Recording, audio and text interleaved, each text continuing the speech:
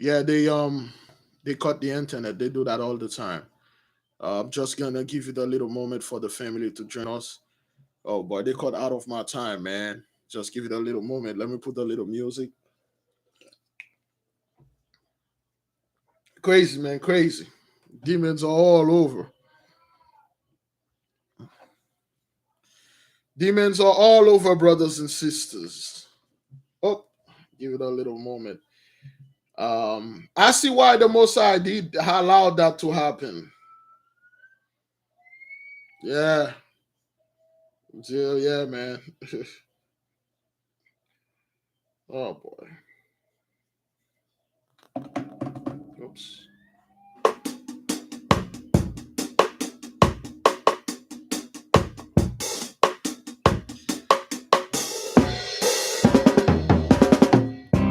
All right, brothers.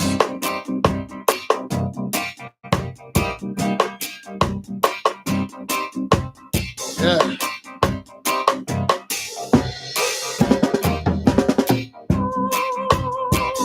These people, man. We're going to give it a little time, brothers.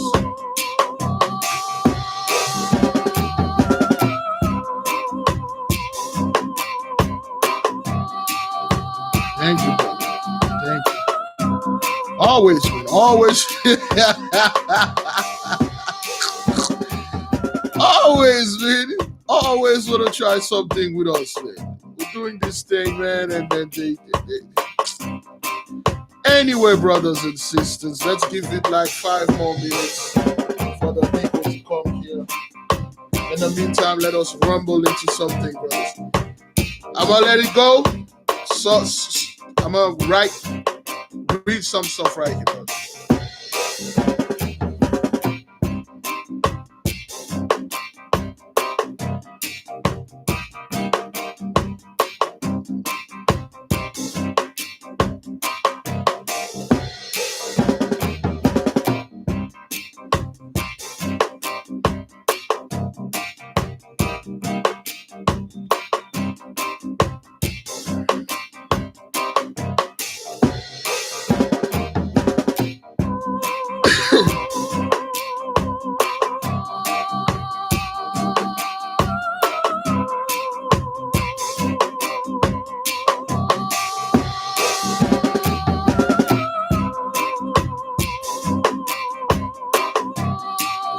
All right, brothers and sisters.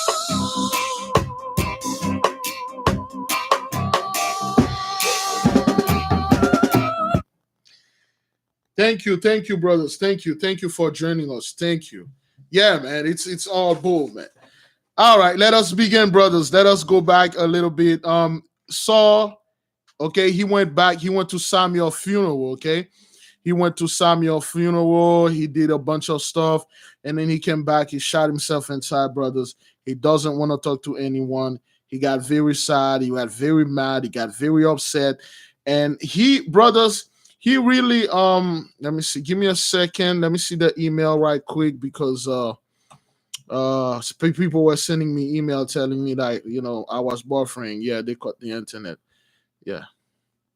All right. All right, custom and manners. Thank you, brother Phil. If somebody need this book, they may go ahead and then email me, and then we'll get this book. All right. So custom and manners. Yes, we're back, brothers. So now Saul, he came back. He came back angry, brother. He came back all pissed off. Saul want bloods.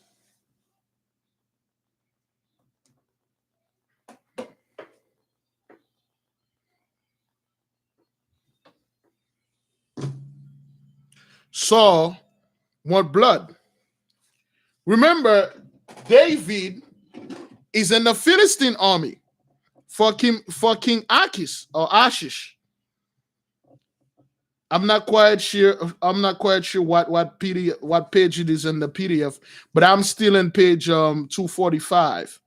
244 in the book. I'm not quite sure what page that is. Okay, 244 to 45. Yeah. So now, brothers, David is serving in the Philistine army under King Ashish. And then now it's been a while. David humiliated Saul at that cave. Saul could not kill him at the cave. David could not kill Saul at the cave. Now, Saul made oath. He will not. Oh, my daughter took my stuff, man. She took the stuff. Anyway, so Saul made an oath that he will not kill David in front of all his thousands of men. And then he went to Samuel's funeral, all that. He got pretty pissed off. Samuel died, and he came back. He locked himself in. He didn't want to talk to anyone. And then his daughter, Michal, David's wife, came in. So David's wife came in and says, Father, you have, let me see. All right, wow. And David is in the Philistine army. His wife, Michal, went to her father. He went to the father and said, Father, Saul, you took my husband and then you tried to kill him. May I have permission to go see my husband because I can't stay like that. I need a husband. So I was like, what? You need a husband? And then your husband, you need this guy to be husband. So I'm going to give you a husband. And then Saul stand up, he raised his hand. He said, by the power of the king, by the power I have in me, because I'm Saul, call Falti. Go get Falti. So they go get a dude named Falti. Falti was a Danite. He from the tribe of Dan. So he took David's wife and gave it to Falti brothers as a wife. He said, by the power that is in me as a king, I divorce you from David and I give you unto Falti as a wife. He was so angry. And then he pulled out his javelin and started shaking it and cursing and cursing. And Falti was crying, saying, no, I can't marry this man. I'm in love with David. I'm already married David. And then he took Falti, took Michal, her daughter, David's wife, brothers. David didn't even enjoy his wife. Now you understand, brothers and sisters, why David was going left and right, marry women and less marry women. That why? Because one, David didn't have a childhood. All his childhood was messed up about his bully brothers. And second, when he become a teenager, he become anointed, and then people are constantly try to kill him. And then when he become like a little bit like in his late 20s, early 30s, they took his wife, they give it to another man.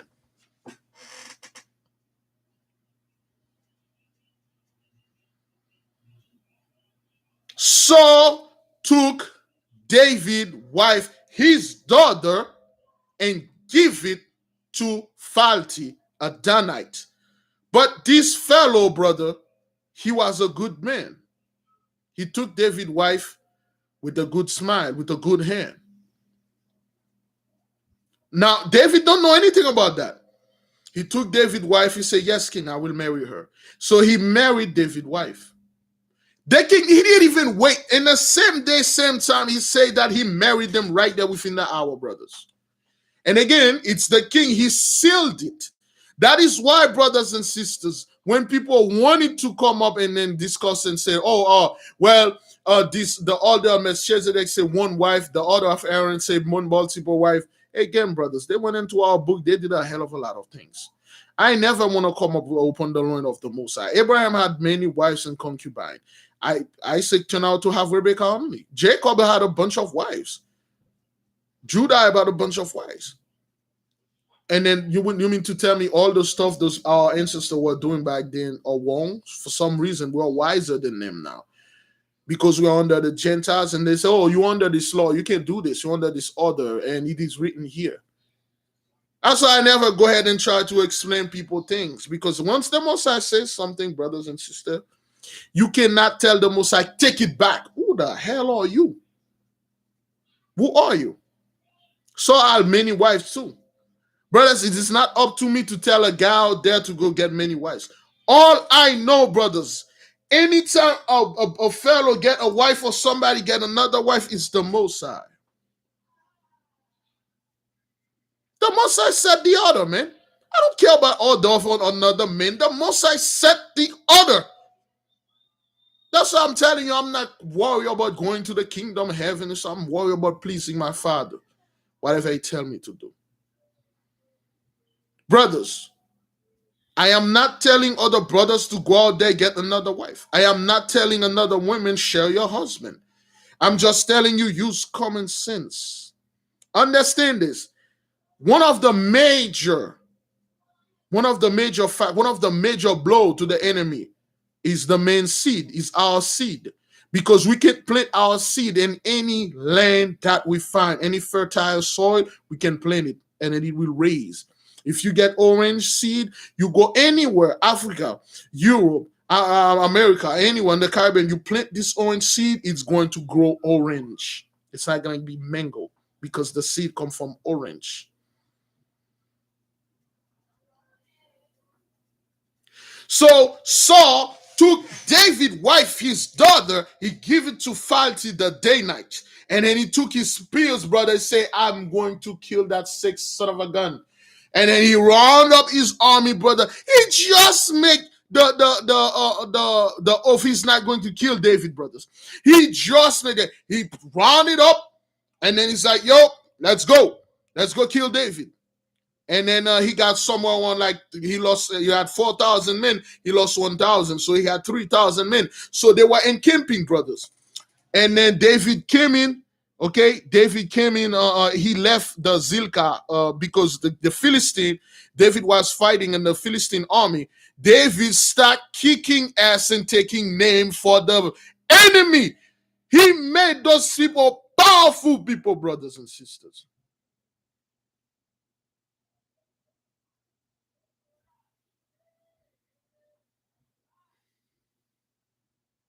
David was fighting for the Philistine, King Achish.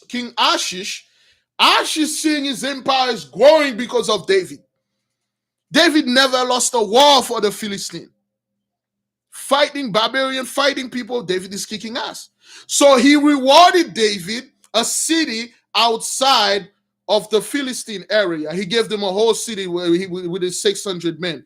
David gave him the king Achish, the Philistine king, give David a city where him and his men staying up. Your own people, brothers, is after you to kill you. You have to go to the enemy and serve the enemy. And the enemy is definitely afraid of David. That's why he gave David a city outside of his people. He doesn't want his general to get jealous and go ahead and attack David. So David will like eliminate all of them because David never lost a war. His captain was with him, Uriah, and the other dude, Ephanel and Hushai. Hushai was with him. So, and the word came to David that Saul is after him again. Saul wanted to kill him again. So now, brothers, this is where they got all those mission, all those CIA movies, all those Ocean 11 movies. They got it right there in this book. This book, brothers, is 160 years old. J.H. Ingram is the same guy who wrote The Pillar of Fire.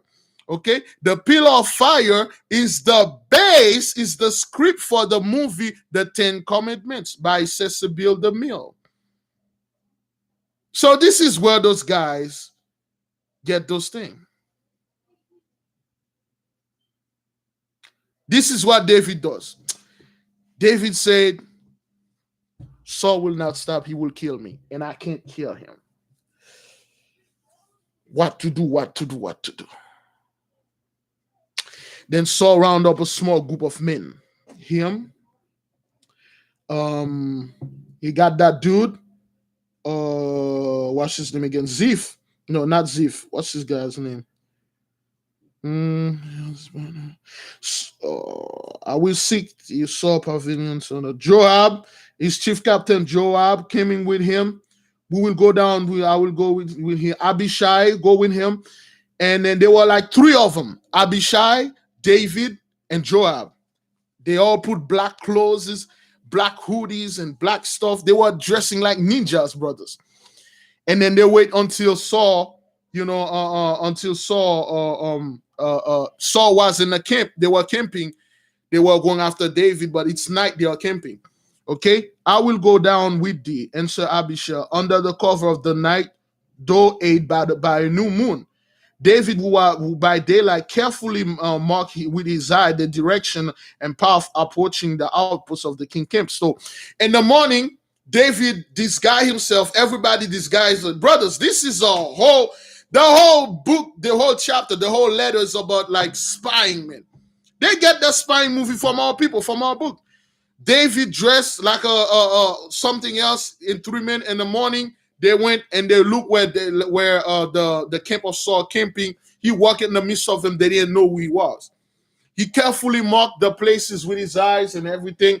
He had the photo memorized them. And then he went back. And then at night, okay, they dressed their commando. They dressed like a black. New moon is completely black. So the new moon was the festival of the new year. It says it here.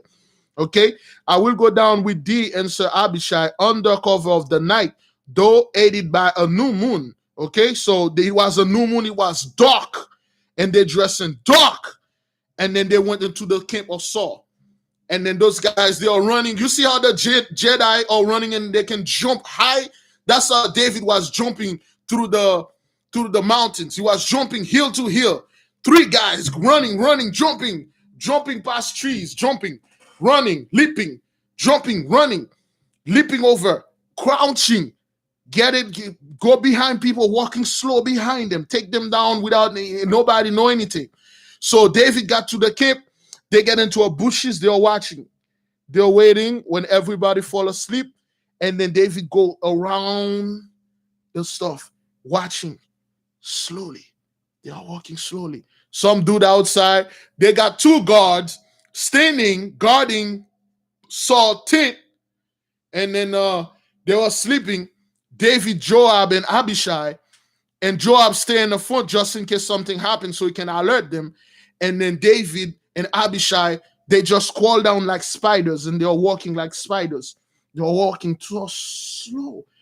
They're walking, and then they had like they had black stuff. They look like ninjas. Oh boy. They look like ninjas. And then they went in there, they went in south. So David went with Saul with no sword, brothers. None of them had any weapon, anything. And then David went inside of Saul's tent. Saul lay down. Saul is sleeping.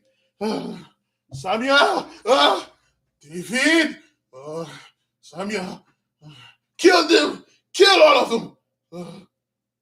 No. And then David came in.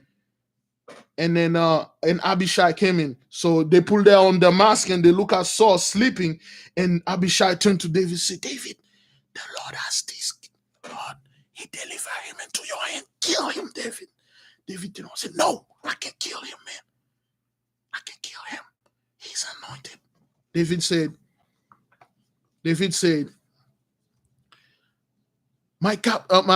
Abishai said, my captain, the Lord hath delivered thine enemy into thy hand. Now, therefore, let me smite him with his own spear, even the earth at once, one blow, and no more, I ask. He knew David could not kill him. He said, Captain. He grabbed Saul javelin. He said, Captain, let me kill him. One blow. I'm just going to run this to his heart and kill him. David said, no. We can kill him, man. He said, why? David is right there. Kill that freaking nigga, and then let's get the hell out of here. No, we cannot kill him, man. I said, why can't we kill him? He said, destroy not the anointed of God. But he didn't say it loud. He said, destroy not the anointed of God, said David. Who can stretch forth his hand against the Lord anointed and be guiltless? Leave him to the justice of God. Okay? His day will come. Let him fall in battle, but not by my hand. He then turneth and looked for a while at sleeping king face, who started feverish. So Saul is trembling. He could not sleep because he's being tormenting in his sleep. And then his mouth start getting dry. He killed him. And then David crouched, and then he crawled on like a spider, and then grabbed a cruse, like a pot of water that Saul had. Once in a while, he wake up, and then he got fever. He had to drink, so he cooked the cruse of water, and then they stole Saul javelin. And then Abner was in the same room, so Abner was sleeping, and then he turned around, and then those guys freeze. Abner turned on, scratching his beard. Oh my God, damn it! And then the guy was sitting. David with the pot of water in his hand, the other dude with the sword javelin, and they froze right in front of Abner. Abner could not see them. Abner was asleep. And then Abner flipped the other side. Oh, the guy was like, oh, all right, let's get out of here. So they walk slowly, and then they go past around. They crawl around, skulk around, and then when they go around a distance and they start jumping, boom, they start running and jump, all three of them, and they came to Joab, they go. And then they run, David jump on top. David had this thing he does all the time, brothers. David like to get a giant bottle of water and then jump all the way on top of the castle and then start drinking, playing, and dancing on top of the castle. And then that's why the last time he jumped on top of the castle, it was like drinking and dancing. And then when he looked on the court, he saw Bathsheba in the pool. Bathsheba was taking a bath, a shower in the pool. And then David was like, is that Bathsheba? And then he just jumped down and go get it. So David running and him, Joab and Abishai, and then they go jump. They went on top of a hill. And then David stepped. It says, Abner! And then, Abner, wake up in the sleep. Wait. Brothers, Abner is so, Abner is sleeping with a sword in his hand, brothers. The sword is tight in Abner, and when the guy get in there, and then they look around, Saul like, kill the graybeard, kill all of them. And Abner sleeping with his sword in his hand, with one hand, his hand on the underside, and the sword is tight in Abner's hand. And then the dude look at David, the policeman, say, the hell is wrong with this thing? Go say, man, that's Abner, and leave him alone. And then David go on top. David scream, Abner, come out. And Abner wake up. Hey. There's nobody there. And Abner went outside and said, who the hell is this? Who's calling me? They could not see David because it was dark moon. It's all dark, and they start lighting stuff. All the soldiers wake up, and then Saul wake up. Hey, where's my javelin? Wait, where's the javelin? Where's the water? Saul didn't see the water, he didn't see the javelin, so they all get outside, and then they stand. David say, Abner, do you hear me? And Abner came out and said, who the hell are you, man? What do you want? Say, Abner, is it that what that is? So, what kind of captain are you? We come into your camp while you scumbag were asleep. We could have slaughtered all of you. Abner said, you lie. You didn't do none of that. He said, oh yeah? Where is I took the king Saul javelin. Brothers, that's like he might as well kill Saul. That's like the worst thing a guy can do, brothers, is take your weapon, your javelin or your sword. He took Saul's javelin. That was the biggest shame, brothers. He said, I was there. I walked into your tent and I saw Saul sleeping. I saw you sleeping with your sword. I was going to steal your sword, but it was tightly in your hand. I didn't want to sleep it, but I stole Saul's javelin. I have it here with me, and I have the bottle of the gallon of water with me. I cannot kill you, Saul. Stop chasing me. Leave me alone. I never did anything to you. Why are you trying to kill me? I have many opportunities to kill you. And then Saul was looking for the javelin. He was looking for the water. He could not find it. So Abner was like, what do you want me to do, my lord? Saul looked at Abner.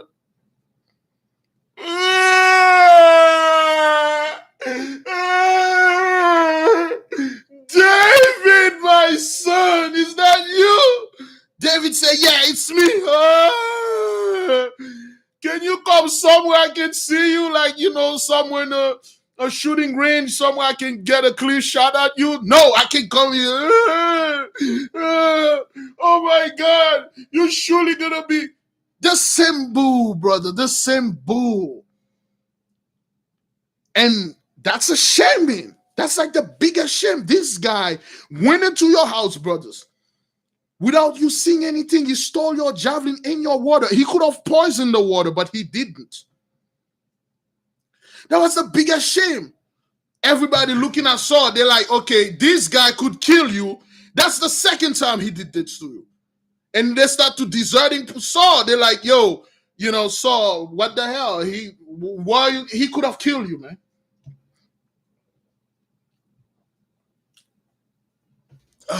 Give me a second. Start crying. I'm sorry, David. Could you forgive me?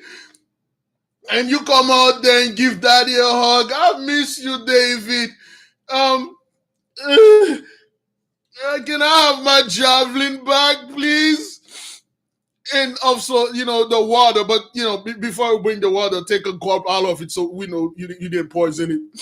Yeah, David, I'm so lonely. Get your harp and come closer, very close. Give me a moment, let me grab a spear and then you can come closer. And then David say, yes, I will give you back your javelin, but send a boy to go get it.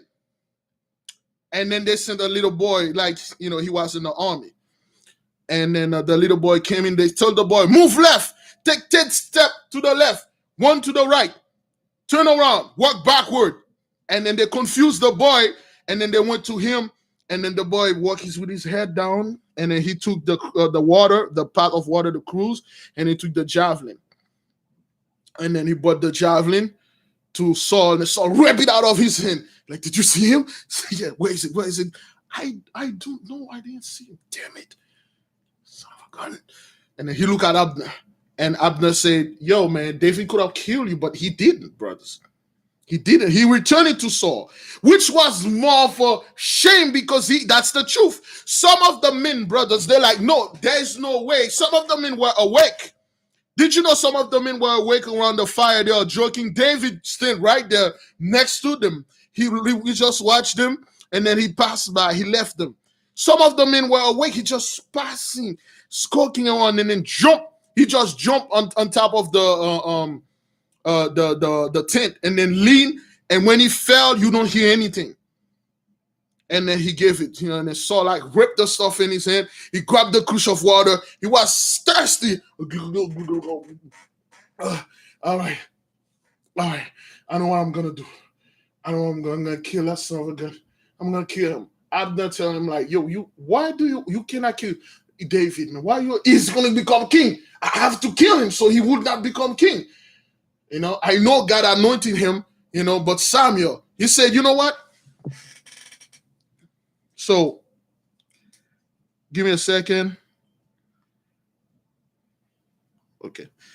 And then Samuel said, Saul said, I'm going to kill him. Saul round up his men again. Okay.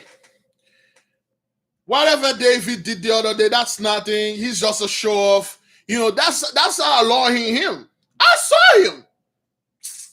I saw when he get into the room. I just didn't do anything. I wanted to go and get more intel. I let him take my javelin. The guys, yeah, whatever you're saying, man. So what the hell? What do you want to say? Okay. Let's go get them. We are going to attack the Philistine. But, brothers and sisters, in order for them to go attack the Philistine, they need to go see the priest. They need to ask for a blessing. There's no priest. So kill all of them. The only priest that is left is Abitai, Ahibita, but he's with David. Brothers, you got David, Joab, Ahibita, the high priest, everybody in Jerusalem hanging out with the Philistine. Ashish told his people, look, as long as we got those Hebrew sons of slaves with us, sons of the Most High, we're good. Don't do anything. And here one of you scumbag went over there and tried to do something to them. I will kill you. Leave them alone. And he gave them a city. While they were in the city, brothers, you know what happened? You will understand why that happened. There's a group of Amalekites, 6,000 of them. They wait, brothers.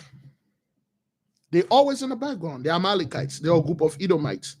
They wait in the background. They wait. They skulk around, wait. Every time there's a war, brother, what they do, they wouldn't spoil the dead. They took everything the dead have. The swords, some of the helmets are made out of gold. Some of them have money on them. They took everything.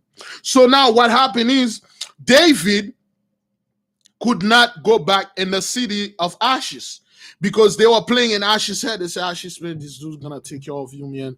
He's going to kill you and stuff like that and stuff.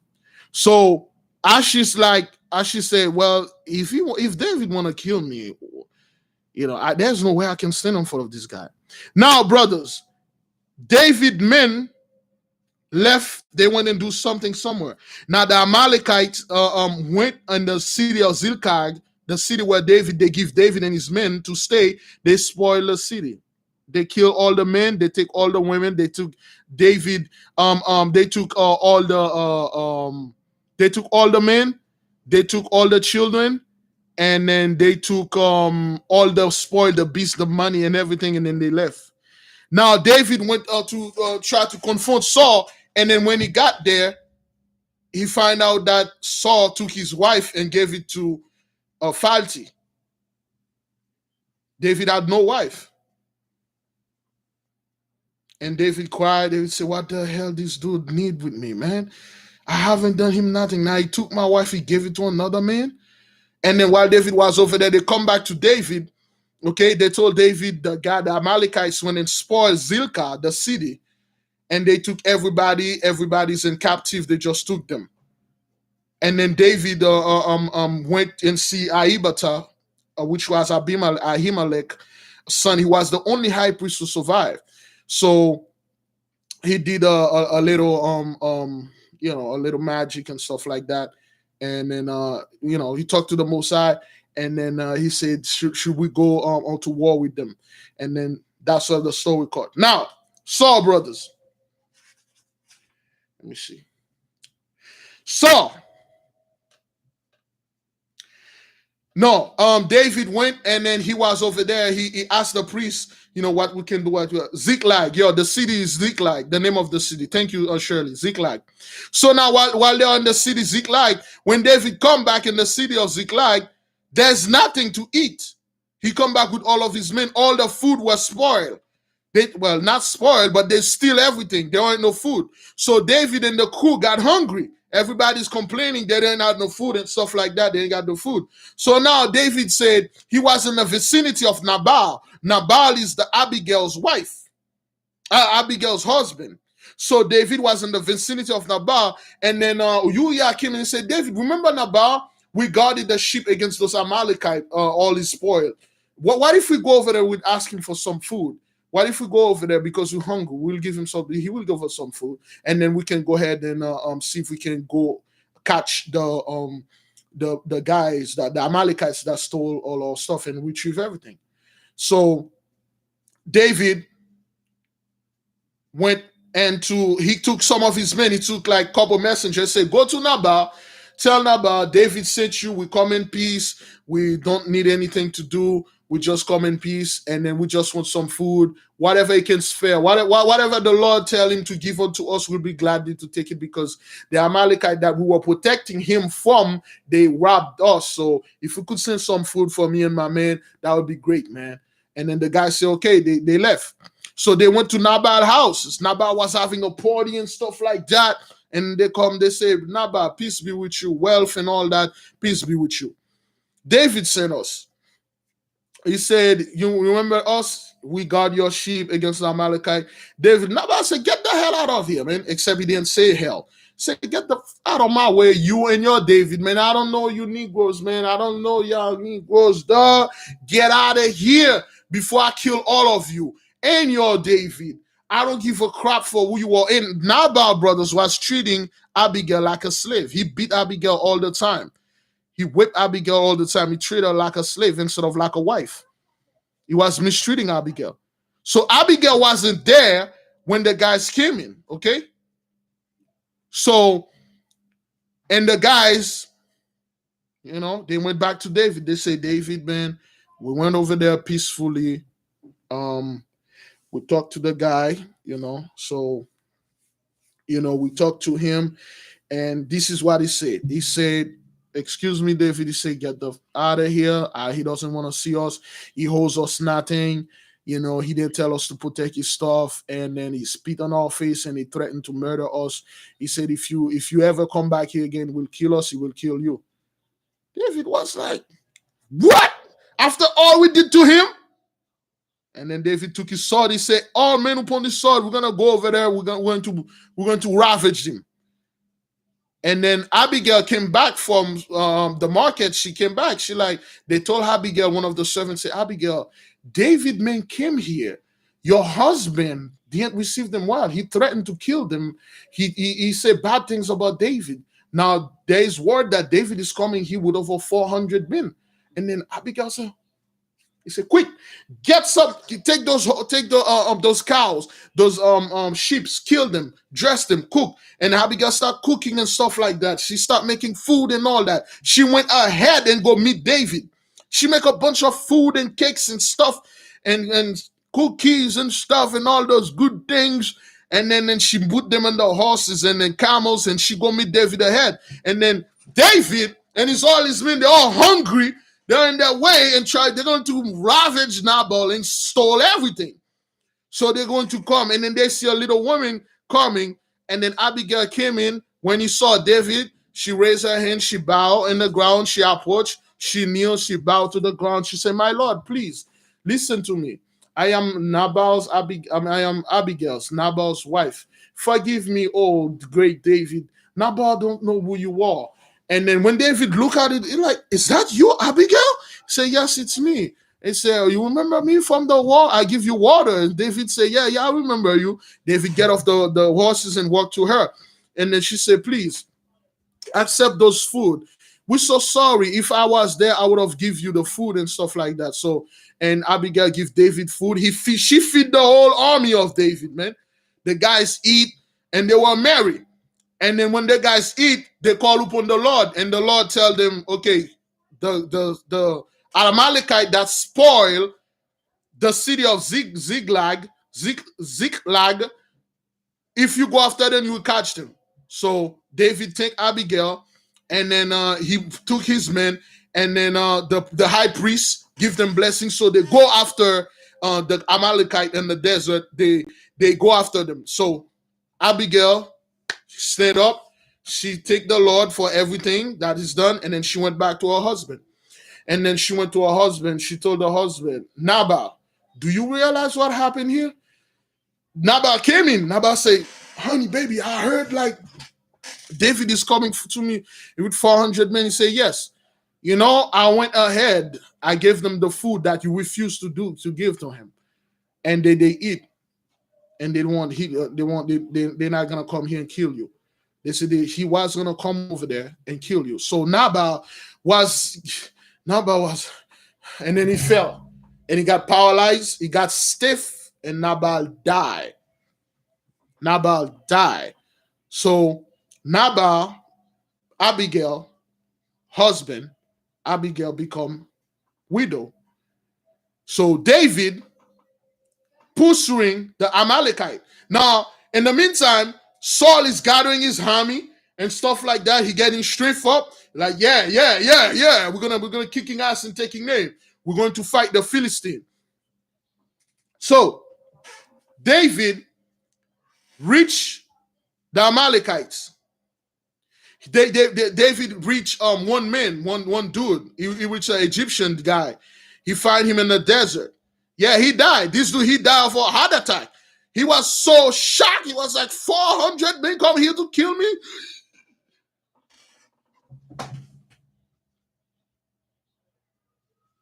He died stiff. And then Abigail just went away. So David found one of the guy that spoiled him. He was an Egyptian fellow. He was sick. The caravan left him behind. So David took to this dude, and then he said, what's going on? This guy was saying, he said, man, the Amalekite, man, they left me here, and they left me here to die because I'm sick. David order, they come to him, they feed him, they give him some medicine, he come back to life. And David asked him, where did the caravan go? He said the caravan go that way. Because what happened is, brothers, when the caravan was walking with all those people, there was a big wind that came in and erased the track in the desert. And then the dude said, yeah, he went that way. So they went after the caravan, brothers. David caught up with them like the Most High say he would. He killed all of them, and then he brought all of them back. So when he brought all of them back, he brought them to close by the city of Nabal. And then Abigail came in and tell David what happened to her husband. And then David took Abigail for wife because they took David other wife. Okay, David took Abigail for a second wife because his first wife, Milcah, Saul's daughter, took Milcah's daughter. He gave it to another man just to spite David. He did that so David could get mad, so David would fight him. Now, there's a fight, brothers. There's the ultimate fight. Ultimate fight between the Philistine and Saul army. That's the fight that's going to end it all.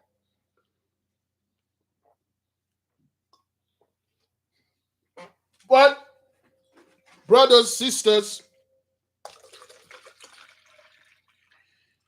anytime any of those armies, brothers, they are going into a fight like that,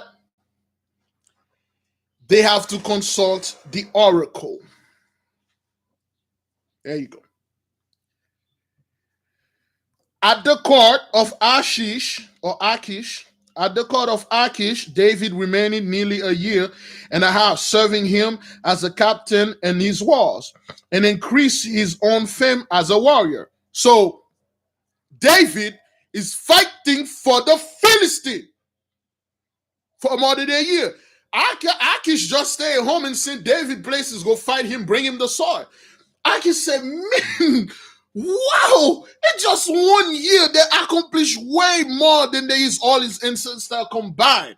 Achish is like getting all the money, is becoming, his army's growing. Achish said, like, hey, bitch, yes, let those Hebrews dwell with us, but, keep them in that country where they are so they won't mix with us. But hey, man, this is good. The king of Gath gave him and his followers a city on the south that dwell called Ziklag. We told you that already. Saul, in the meanwhile, no longer able to pursue David, disbanded his army and remained in his palace. Healed in spirit and body, and Prince Jonathan, his son, never left him, but with noble filial devotion, anticipated all his wants and gave him his tenderness, sympathy, and all the darkness and bitterness until he dwell in his soul. So Saul, the Philistine, David is growing the Philistine army. The Philistines are getting money. Achish is partying every night. He like, man, this is the best thing ever. I don't have to do anything. All I have to do is just tell that David guy and those freaking Hebrews where my enemies at, they can kill them and bring me everything. Achish was partying. He didn't care. His army's growing. And he already have planned. He said when he got enough people, he'll kill David and then take over the whole land. That's what Achish was. That was Achish's plan.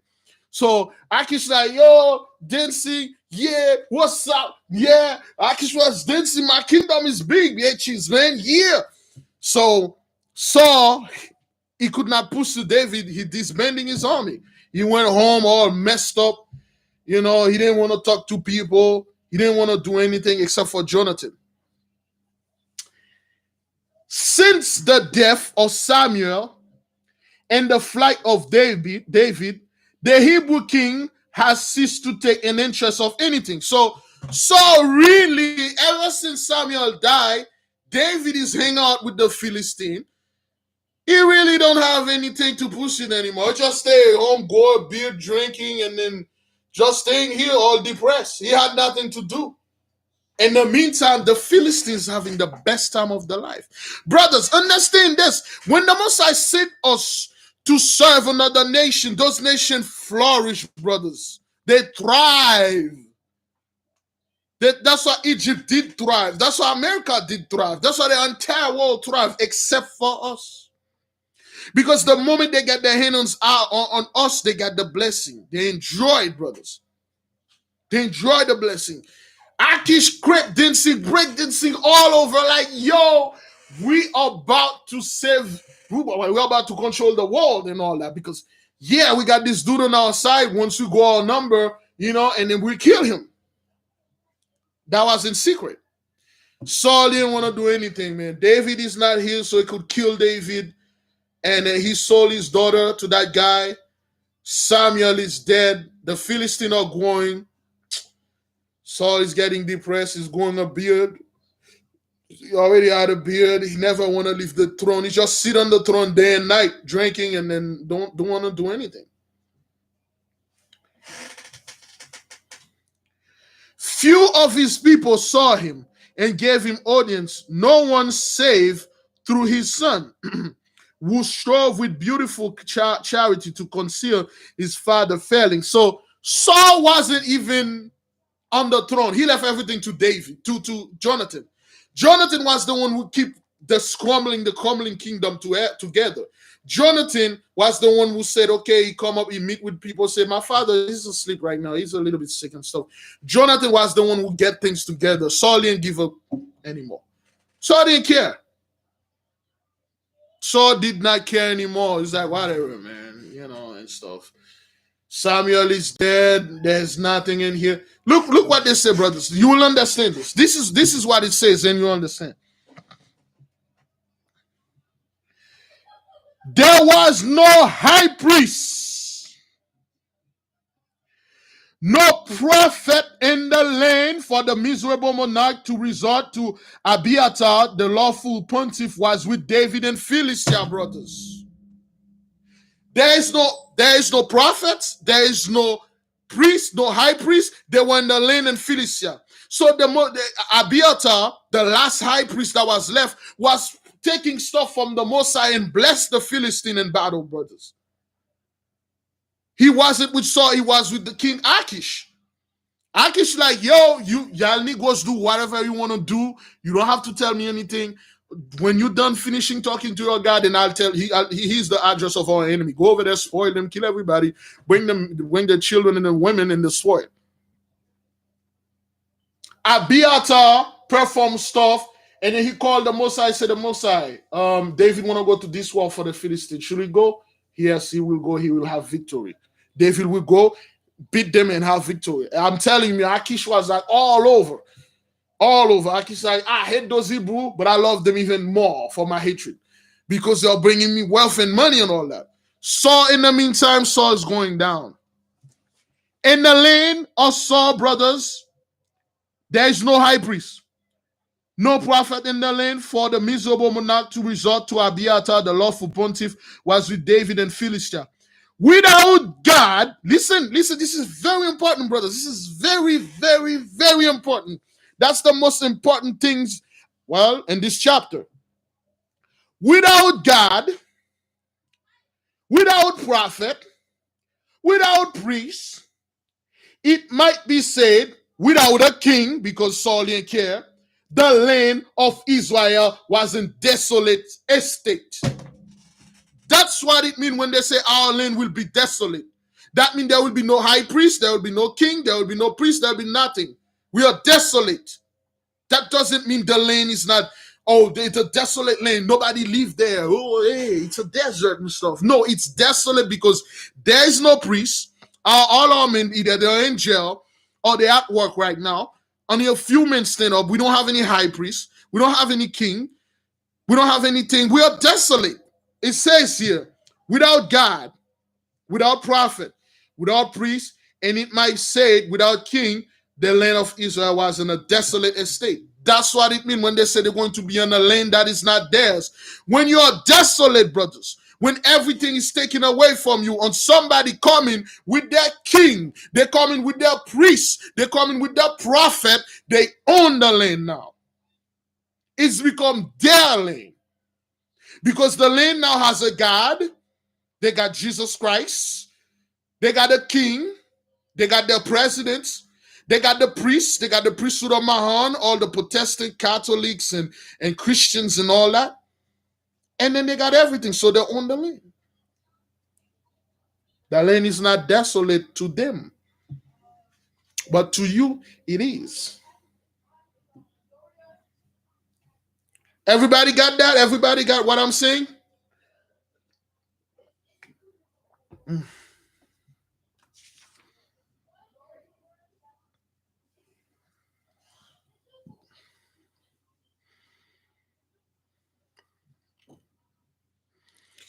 Yeah, just like now, our land is desolate.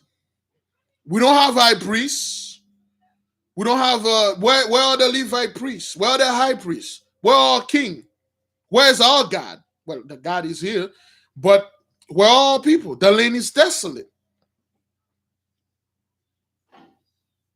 That's what it means when they say a land is desolate. It doesn't mean, brothers and sisters, the land, it's like they're gonna send those people to a land desolate. When the Most High say, I'm gonna take them and gonna send them to a desolate land. No, he's mean like he's going to switch the power, he's going to give back our land, and he's going to give 10 o'clock. All right, where's my phone? All right, let us sanctify the fast. Let me see where we stop, brothers. Okay.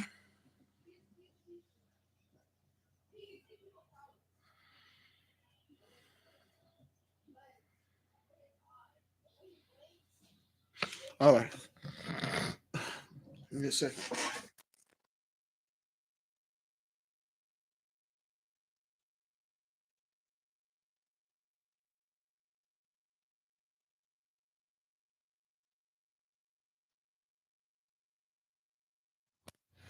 Trying to sanctify that fast, man. Ah, boy. There we go.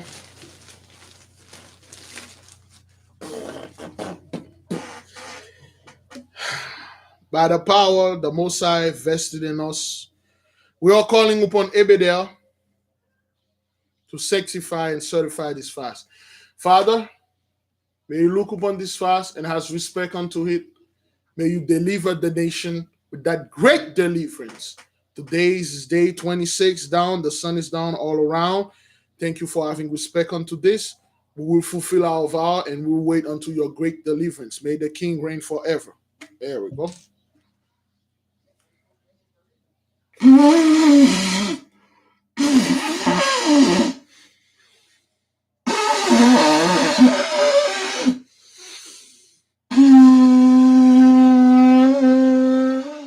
All right. Getting better. Getting better. All right, brothers. There you go. All right. All praises to the Most.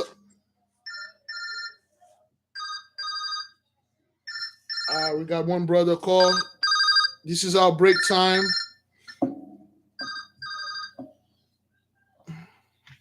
Shalom, brother. Oops. Shalom, baby. I just wanted to, Shalom.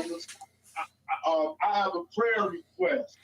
Uh, I wanted to call before you got back to read because this is very important to me, and it might be important to some of the members in the nation. we hear you far, brother. I'm not quite sure we hear you very far. Tomorrow morning, the General Grandmaster J of the MFAC, he's going to court tomorrow, and I don't know which court, federal or state, over in Louisville, Kentucky, but he has a hearing tomorrow, and I would just like those who support the liberation of all Black people, no matter what, to send up a prayer for the brother because, basically they framing the brother. Okay. All right then. All right, thank you. You're welcome, brother. Thank you so much. All right, brothers and sisters. Shalom. All right. I think we have this. Okay, so now, brothers, let's take a little break. Oh boy. Let us read some of the email that we have, brothers and sisters. Okay. We have some praise report. Let me read them right quick for the nation. Last night, brothers, we had the beloved sister.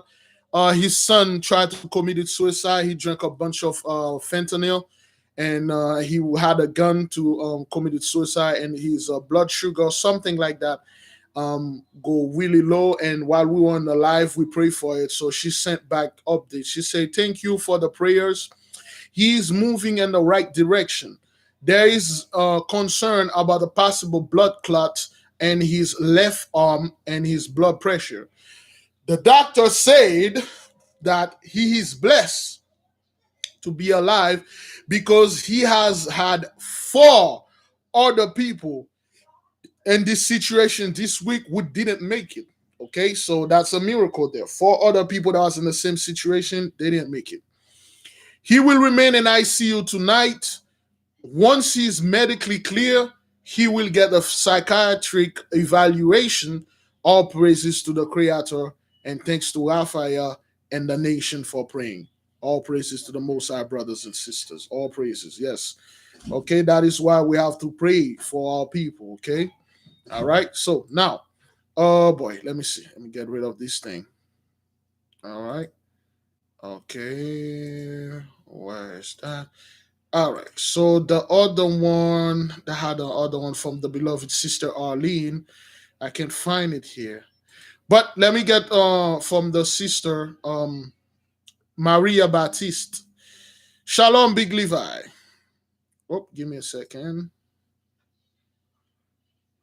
Okay, all right.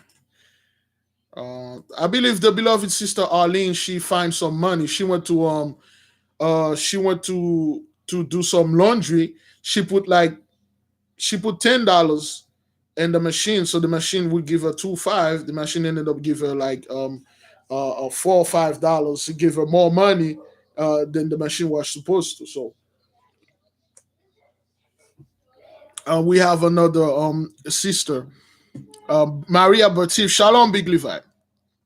Brother, so much is coming at me in visions and dreams that I can't keep up. I am in awe and elated. The Most High showed me that those that have the spiritual gift of healing and laying hands need to get ready. Those that know healing through herbs, oils, and ointments, you are in the game too. The hospital are getting ready to get lots of sickness, including the workers. They didn't want to acknowledge the Most High, and so he's releasing sickness in the land. The vaccine does not work. Many will get sick because of vaccine, but the new strains feeds off the vaccination. This will explain the increase of sickness among healthcare workers. They are going to wonder why the nation isn't sick. This will be the beginning of acknowledging the Most High for some of our people that haven't woke up. A greatness of panic and hysteria will soon overrun the world even more. I saw an army of horses wielding swords. The horses were galloping, but the hooves never touched the ground. It was like they were flying. The army swords were like something like Star Wars meets medieval time. The war technology of the sword was quite unexplainable. The armor was a gold breastplate, extremely beautiful. Don't get me started on the cape. Very elegant, and it looked invisible, but it wasn't. I have never in my life seen anything like this. I don't ever know how to put this in pen. I could only call to describe to you and call me brother. She gave the phone number. Oh, brother Big Levi. I keep trying to rewind, and see it all again. All praises to our Father. I'm so grateful he didn't have to choose us, but he did.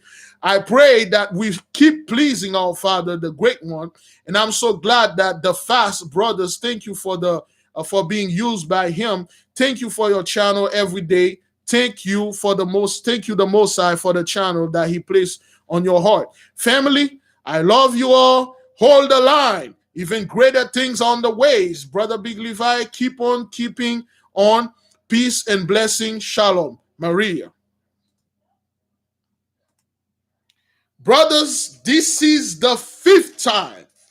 We got all people sending mail. They're seeing vision. It's not like dream things. Brothers, they're seeing things. Oh, it's coming, man.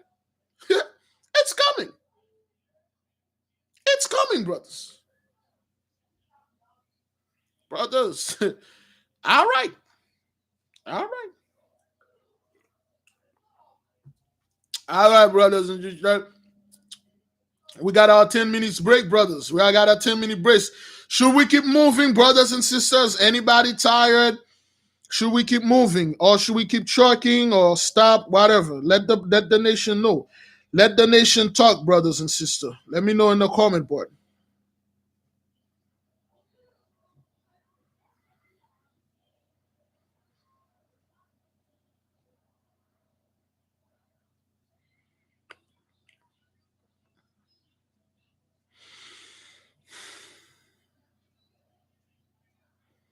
All right.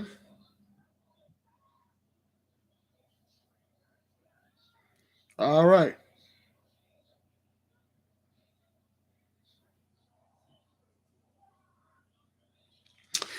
Let us keep moving.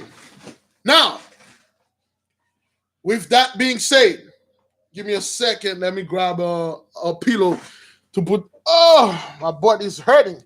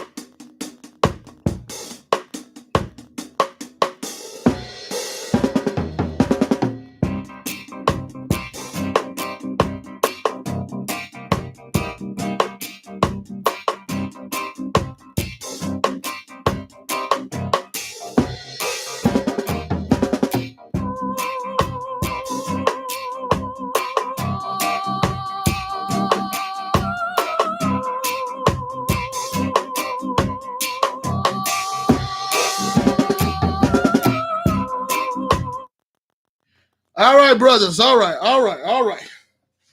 Woo! Now, the Philistine army is getting strength. The Philistine army is getting stronger. The army is growing. Now, Achish, stand up. Achish, like, there you go. Now that I have everything that I need, I will attack them. I will attack Saul. He hated Saul. I believe he told David, David, you don't have to be a part of this. This is between me and Saul. I will go get Saul. I think the David army stand down. No, David army went to Ziklag. While they were in Ziklag, Achish get all his army because the people he keeps sending fighting brothers are the Hebrews. The army stay home. Army stay home. So they get everybody together. They sent letter to Saul. They say, Saul, we are coming for you. Brothers, Saul got desperate. Saul got desperate, brothers. He willing to do anything. Saul like, what's going on? They are coming? Say, yeah. It's okay. All right. Okay, I did win that war. And David, that he killed that big ass guy, but I killed the rest. So the land, there is no high priest, brothers. The only high priest that is left is Abiathar. Did you know that any Levite priest can contact the Most High? He has to be a high priest from the bloodline of Aaron. It has to be here, according to this book. Back in that time, I know, brothers, some people will bring, oh, okay, right now we are under the Melchizedek order, anything can happen. I'm talking about this. Only the high priest, the descendant of Aaron, that are supposed to do this. That is why the Mosai allowed them to have multiple wives. Because only one high priest is left, brothers. Abiathar. Only one of them is left, and he's not with Saul. He's with David and with the Philistine. If Abiathar had one wife, this wife can only make daughters. He cannot marry another wife. All the high priests would have been dead by now. He had multiple wives to make multiple children, to keep the bloodline going. That's what it was. If you have any objection to that, pray unto the Most High, brothers. Now, Saul is like, damn, what we gonna do? Where is Abiathar? And then Jonathan came in, or Jonathan said, he's with David. So, we don't have a high priest. We don't have a priest. And we want to talk to the Most High. The Most High will not listen to anyone but a high priest. And the Most High doesn't change, brothers. Understand this. He never did. Understand the Most High never changed. Once the Most High says something, it says it forever. He will only communicate with high priests. This is the Most High order. People change this order all the time. But that's what the Most High says here. Saul know that. He could not communicate. He could not do anything. He need somebody that has some type of blood in it, brothers. So Saul was working around in the palace. We know what Saul does. He just crosses his hand and then he starts striding left and right. Striding, walking. What I'm gonna do? That guy Samuel has come back, coward. He find the easiest way out. He died. He left me here all by myself and stuff. Well, whatever. I'm Saul. I can do this. I can beat them. Those guys are nothing. I'm here. I'm good. I'm Saul. He's working. Now, Ishbosheth, his son, he's pushing for Saul to kill David. Because this Ishbosheth was the youngest of the son of the son of the king, and a young man who loved rich apparel and indulged more in pleasure than in arms, an elegant and vain youth. So Ishbosheth was that scumbag that go out there, and then he pretty boy party, driving the nicest horse, and then get the nicest clothes, and then hate on people. And then anybody that get a little fame, anybody that get a little attention, he want that person gun too. He was just like his father, Ishbosheth. That's Saul's son, Jonathan's brother. Yeah. This intelligence was gratifying to the prince, who felt he should go and battle with the brave heart. So now, they got word, brothers and sisters, that David is not in the Philistine army. He's in Ziklag, and the Philistine is moving towards Saul without David, without the army of the Hebrews. So Jonathan's feel a little bit better. Now he's not going to fight with David. Now the Philistine army is moving towards Saul. And Saul gathered his men. Okay, Doeg, said Saul. So Saul need an oracle, brothers. For those of you, you know where this is going. For those of you that read the book of Saul, the book of Samuel, the 1st and 2nd Samuel.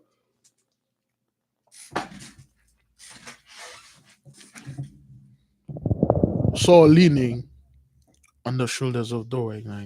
Doeg, come here, man. Hey,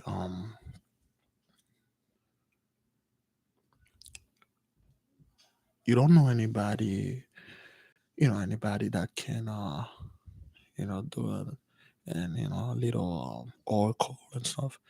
I mean, like a high priest and stuff. Do you know anybody that have a familiar spirit? I mean, come on, man. You slaughter all the high priests. But my lord, you told me to do it. So yeah. I know. But keep your voice down, man. So somebody that can help us see the future, So well, I know these women. Or you know women? All right. Wait. Where's that woman over there? Well, she live on the other side of the mountain and stuff. And wait, hey, Jonathan's coming. Hang on. Jonathan's coming. So Saul was like, he said, Samuel is dead, so we need somebody, man. Well, I know this woman. She stayed behind this mountain, and is it far from here? I don't know. It's like 10 miles. Keep your voice down, man. We don't want anybody to know. So let's go to this woman. she has familiar spirit, right?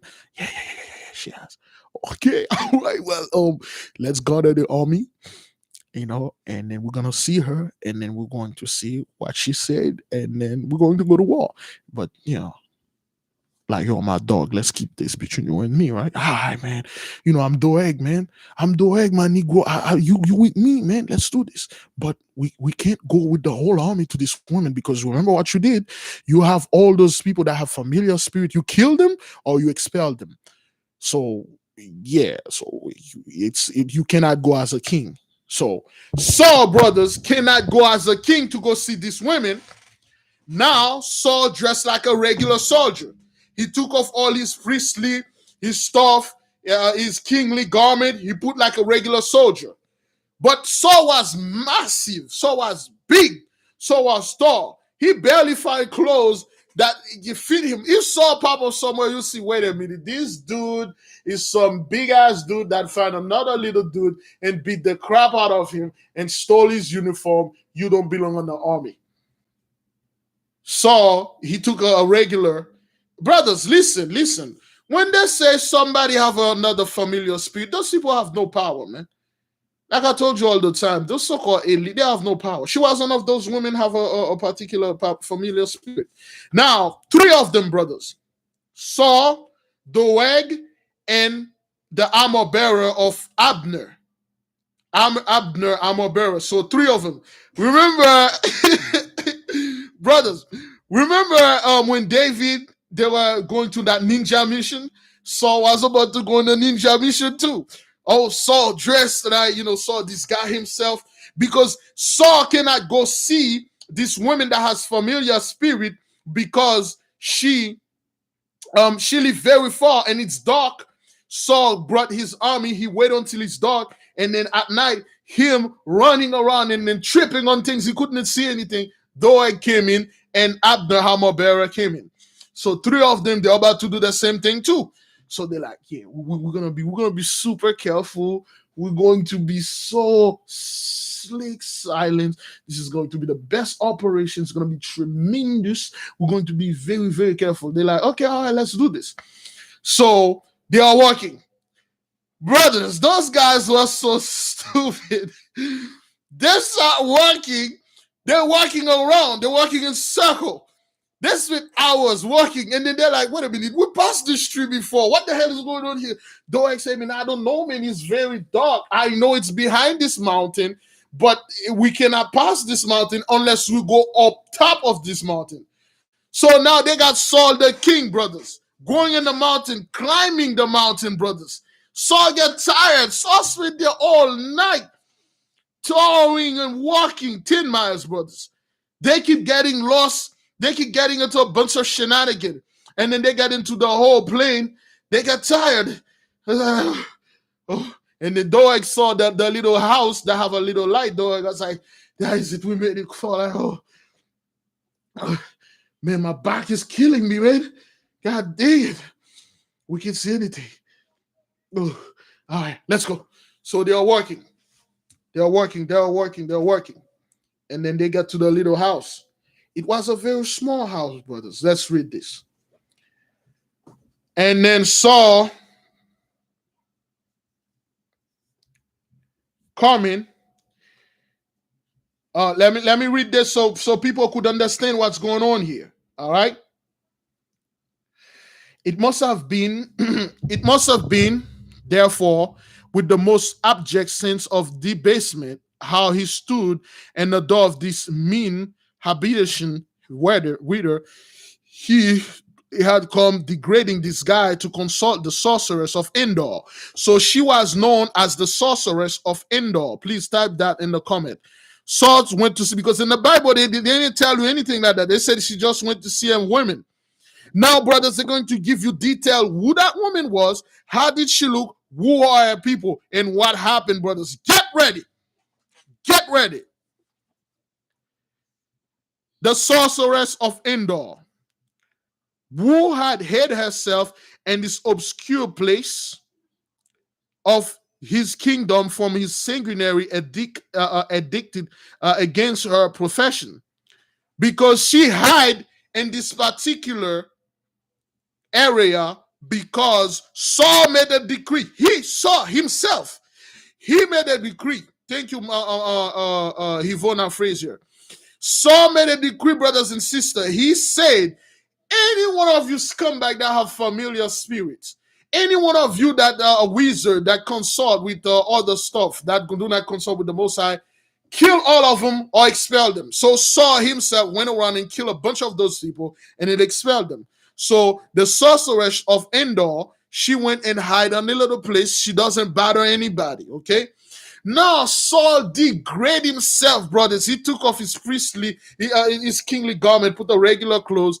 He walked, he got lost, and then he went to this women, and then Saul feel some type of shame, and then he went to the door.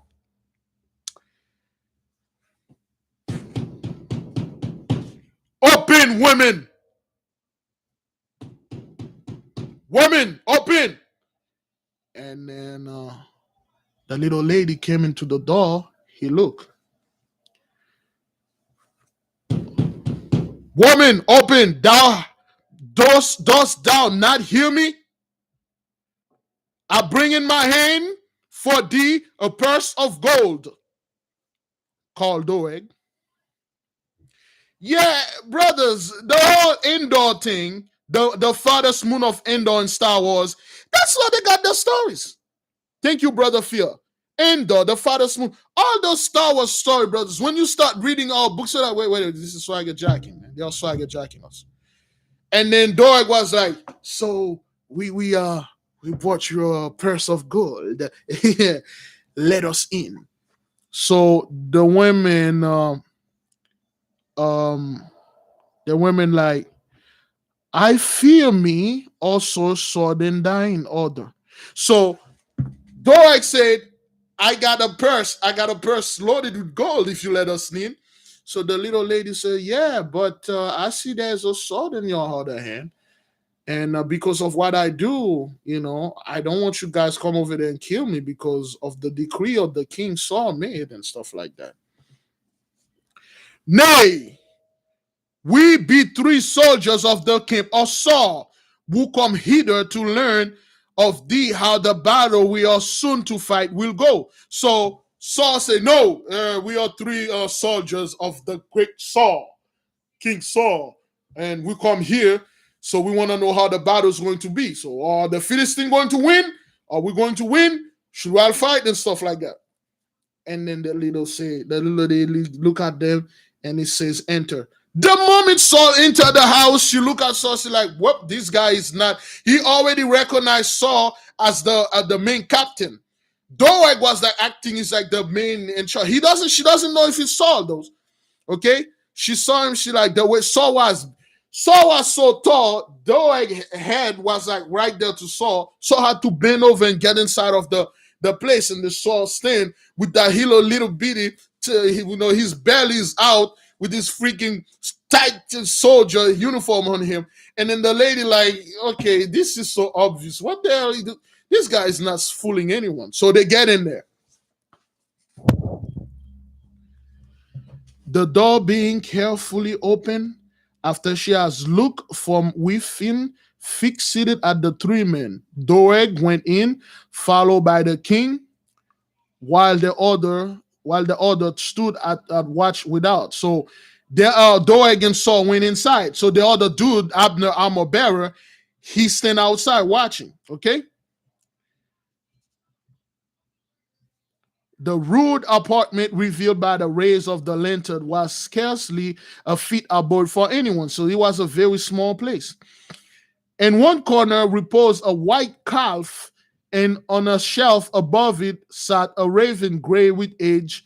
The woman lighted up an old Tyrian soldier lamp, which she had doubtless found on some battlefield. Saul gazed with deep earnestness upon the tall, aged dame.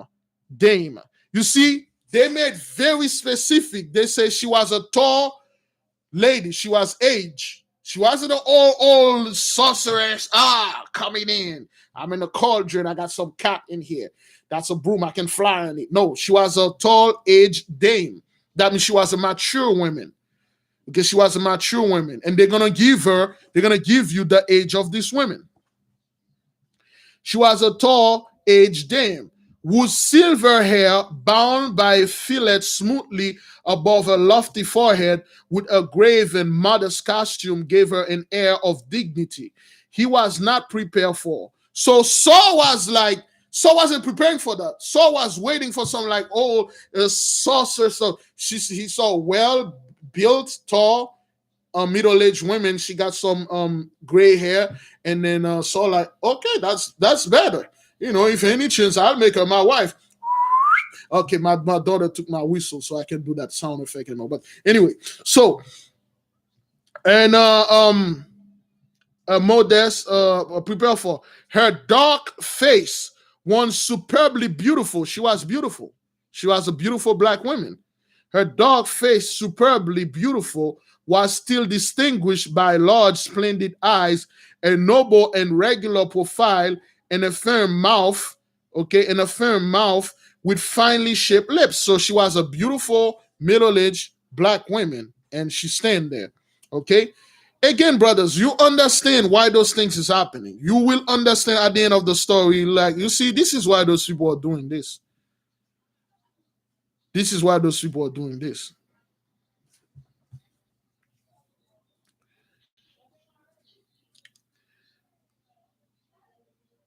Shaped lips. Her face had the refined oval contour, which is characteristics of the Phoenician women. So now we know she's a Phoenician woman, a dark-skinned woman, middle-aged. She's a Phoenician woman. For she was a native of Tyre. Somebody type Phoenicia Tyre, Tyre. Oh, Tyre and Zidon. She was one of those people. She was a Gentiles or heathens, but she was a peaceful one.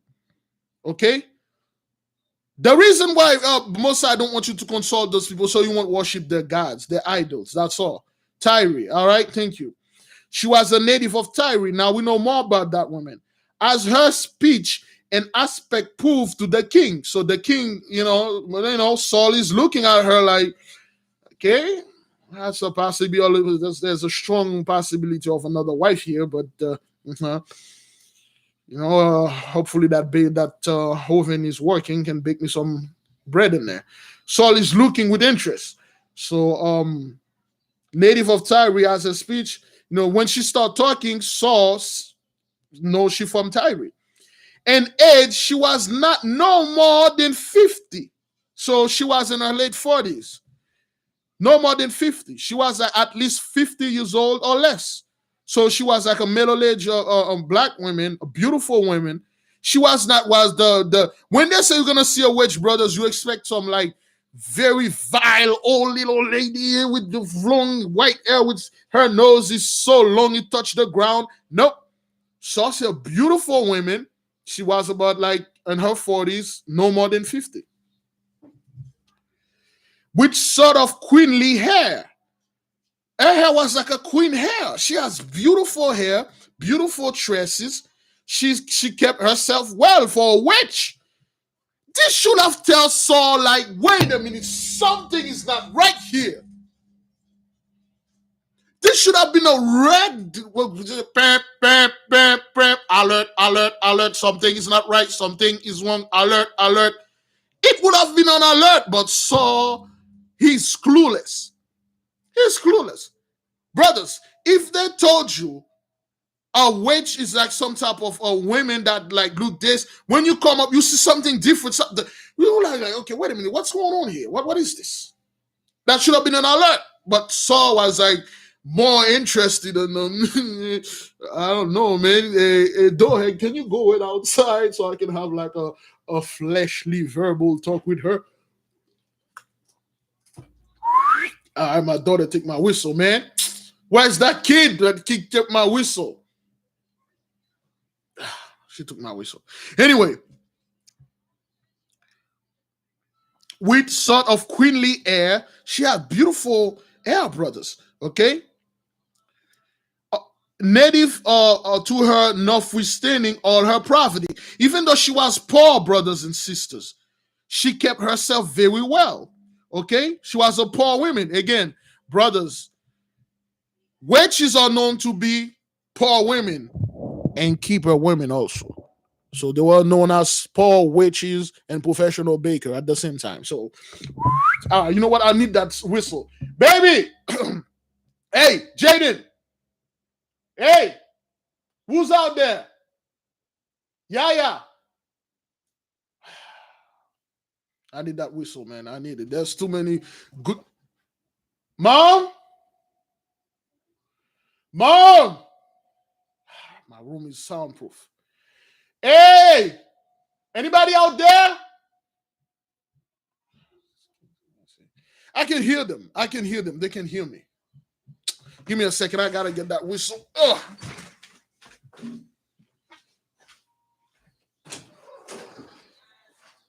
Hey, where's Yaya? Give Daddy the whistle right now. Bring Daddy the whistle.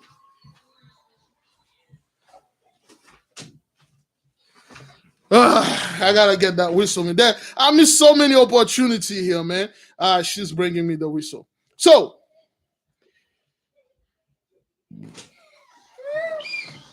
give me the whistle, man. Don't take Daddy whistle again, okay? All right. There's one more. No.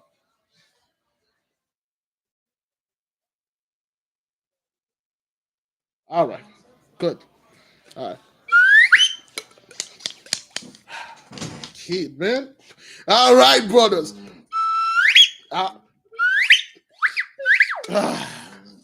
Anyway.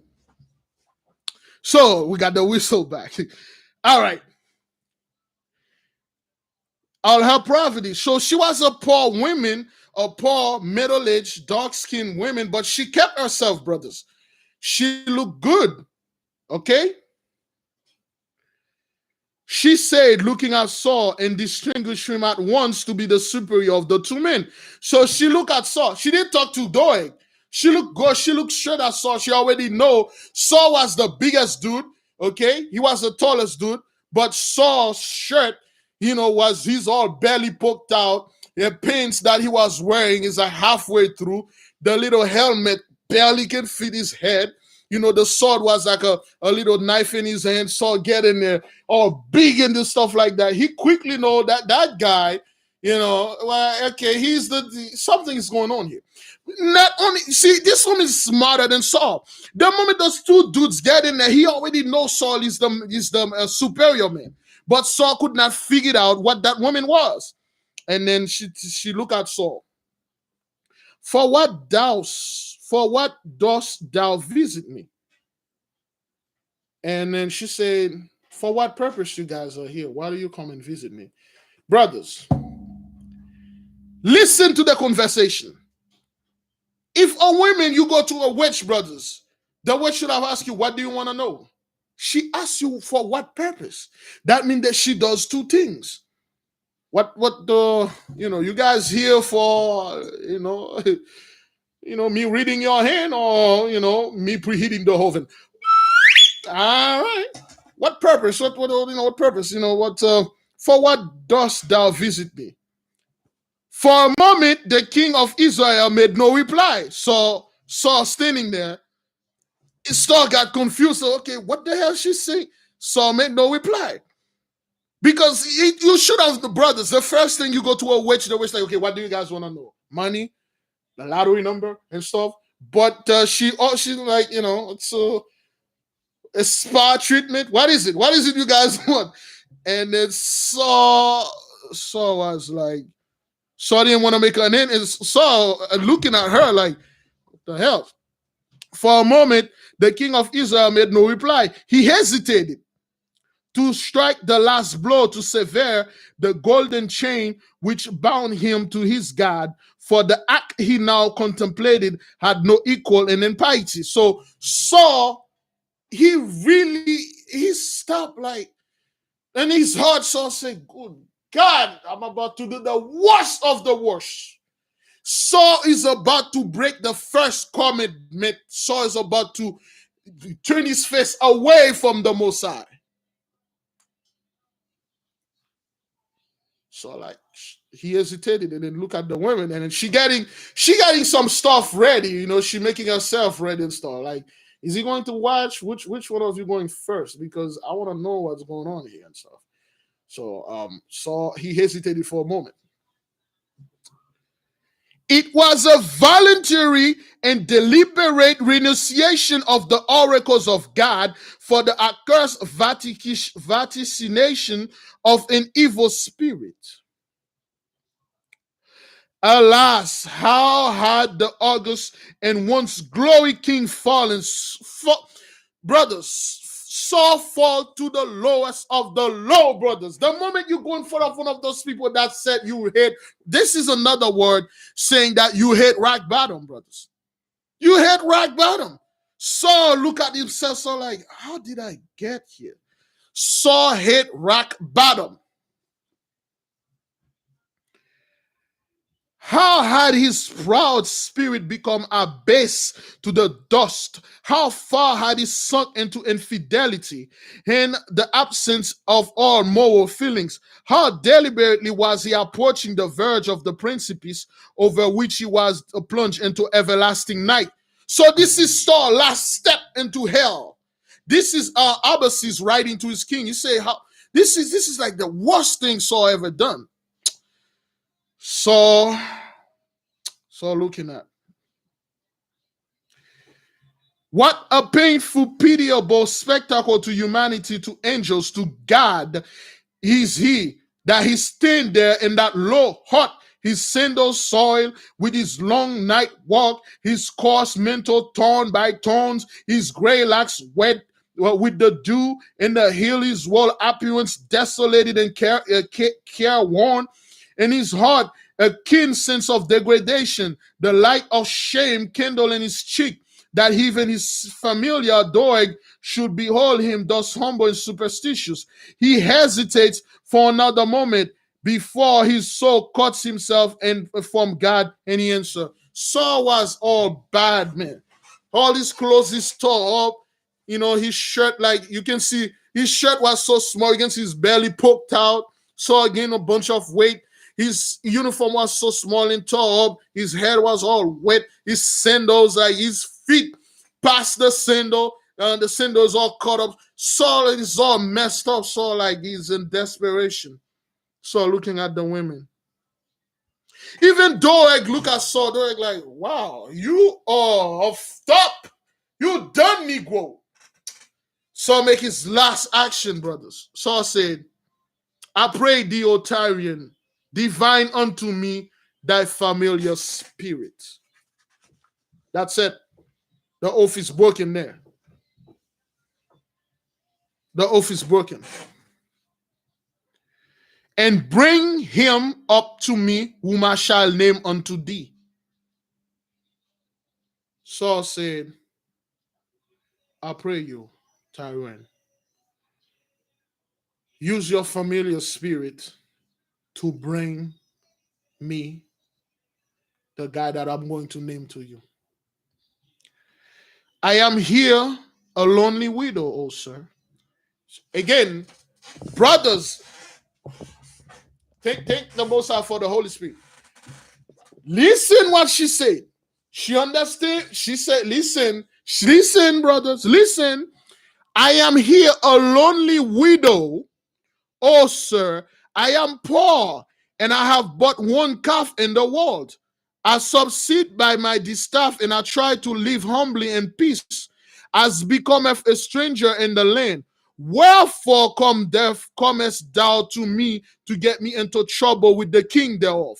Behold, thou knowest what Saul hath done, how he cut off those that have familiar spirit and the wizards of the out of the land. Wherefore, then layest thou a snare for my life to cause me to die.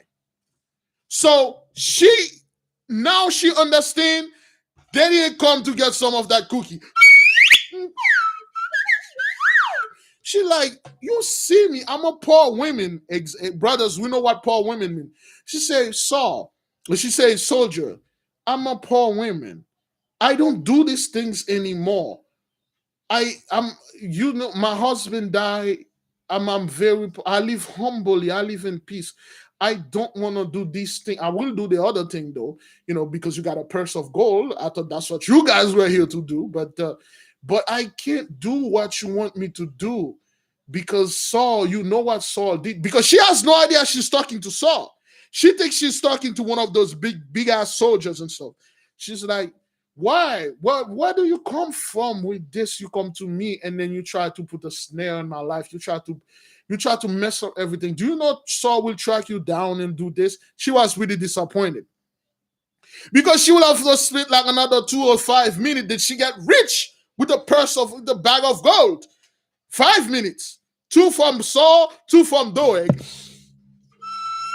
All right. So she's like, damn it. I can't do this. Who are you to do this for me and stuff like that? She didn't want to do it, brothers. She didn't want to do that. You have to understand this book, brothers, when you read this. You have to understand that. That's what she thought she was gonna make a quick million, but it turned out like she has to do something that is forbidden. She has to do something that is forbidden, brothers. And then she said, You're gonna make me die. You know Saul gonna come here, gonna kill me. You're gonna make me die. The king conscience as well as his pride fell kneeling, the rebuke implied by her words, but he answered her with his solemn oath. As the Lord liveth, woman, there shall no punishment happen to thee for this thing. So Saul, he understand. He said in his heart, he know this woman did not want to do what he required the woman. And the woman said, and Saul said in his heart, he like, damn, I feel bad for her. But he said, he took an oath, brothers. Saul, when it comes to Saul and oath, you don't put the word Saul and oath in the same sentence. Saul took an oath. Saul say, as long as God liveth and stuff, nobody will do anything to you.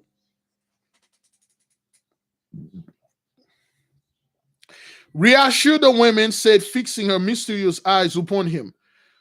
Again, the women say, whom shall I bring up before thee from the shades? And she said, who should I bring from the spiritual realm for you? And then Saul said, bring me up Samuel. And so Saul, and a voice low and tremulous, as this hour of his greatest trial, having no other trust but in him who had once guided him by his counsel and also by his reproof. Saul said, bring me Samuel, because he missed Samuel. In one part, brothers, Saul did respect Samuel. He did look up to Samuel as a father figure. And then Saul said, bring me Samuel. Samuel dead was to him wiser than Samuel living. Okay? Saul in his hopeless despair. So he's in despair. He's in a hopeless. Okay? The women with a singular solemnity then proceed with the one which she took in her hand to separate herself from the king and his companion by inscribing an imaginary ring about herself. So she took a one that she had and she tell her assistant, and then she traced like a circle around her, an imaginary circle with the one that she had, because she was like for those of you, when they say one, you know what that means. All right, she had a special one, and then she used that one, and then she traced like an imaginary line around her. Okay? She chanted in a low voice a verse of mystic, all right? She chanted in a low voice a verse of mystic. And then cast upon a censer of fire some strange fragrance retiring from the circle, and her whole form dilated and majestic, and her dark eyes flashing with sort of terrible and wicked splendor. She cried aloud in Syriac, appear! But she said it in Syria. So she traced like on the floor with that one. She had that one in there just in case some guys, they will pay. They say, okay, well, we know we're not going to get some of that cookie, but we'll pay you, perform with that one, do sort of the magical thing with that wand that you have. She took that wand and she did some, magical stuff. And then she took a light of a little light and threw some stuff in it, some of that sin, some of that fragrance. And then she just do a little, and then she said in Syriac, appear. But she said in another language. They don't say the language, but she said in Syriac. Okay? Now she get out of the circle, brother. And then she said in Syriac, appear. The floor of the heart with the circle seems instantly to disappear. And in its place, yawned a cavernous gulf from the dark abyss of which majestically ascend a venerable form like a god in aspect, enveloped in a halo of mist of light. Saul saw not the awful shape, but feeling his presence had covered his face with his mantle. Why hast thou deceived me? Cried the diviness, which a loud voice of mingled terror and anger, as if the shape had uttered her the name of the king.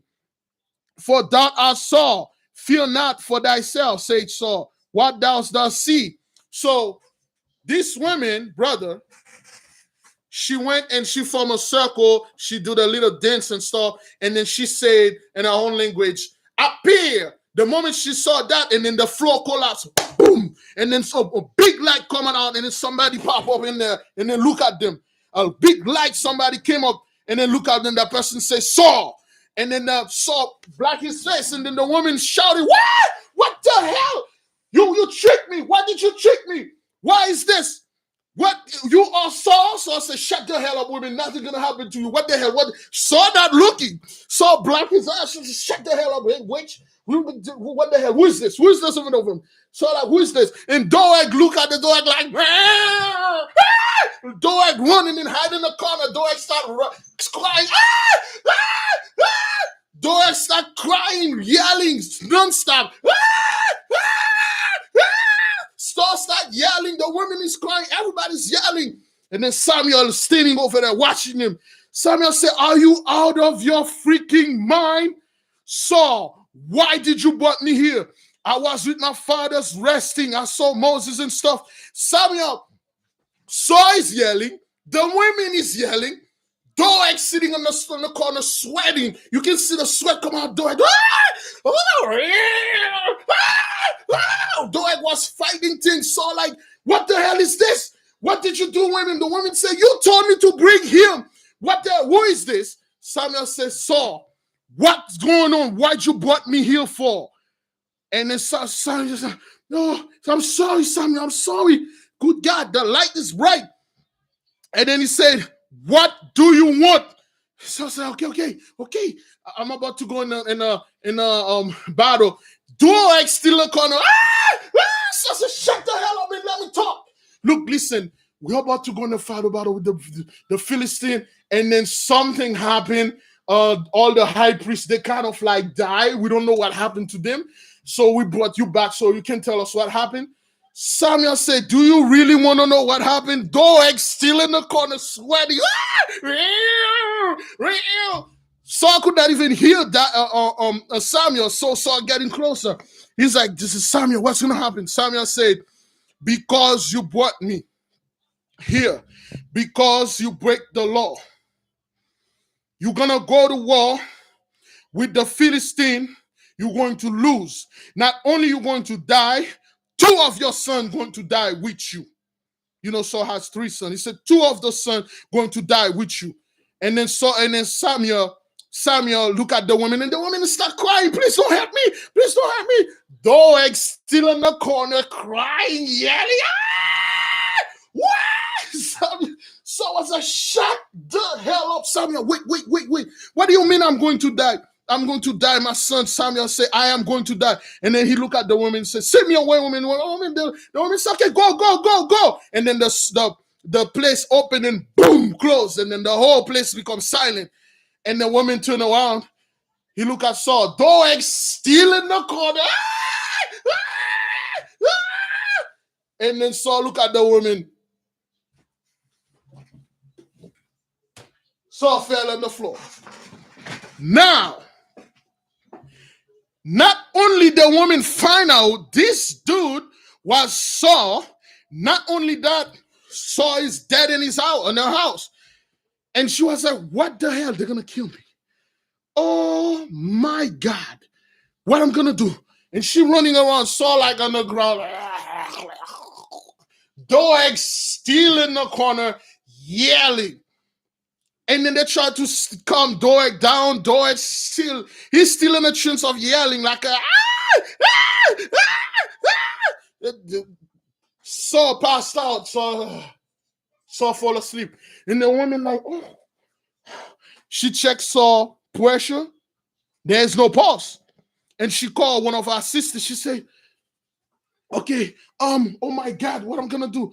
And then the guy said he haven't eaten for days. And she said, okay. Take the little calf that I have in there, kill the little calf, make some food. She start killing Saul. You know, it's in the middle of the night. Saul out there sleeping. Saul passed out. And Doeg is still crying. And then they had to go over there and beat the crap out of some senses into Doeg. And Doeg, is it gone? Is it gone? They brought Doeg in. And then the women cooked the food and put the food on the table.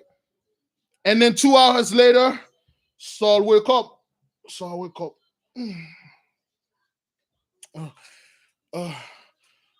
look and see Doeg.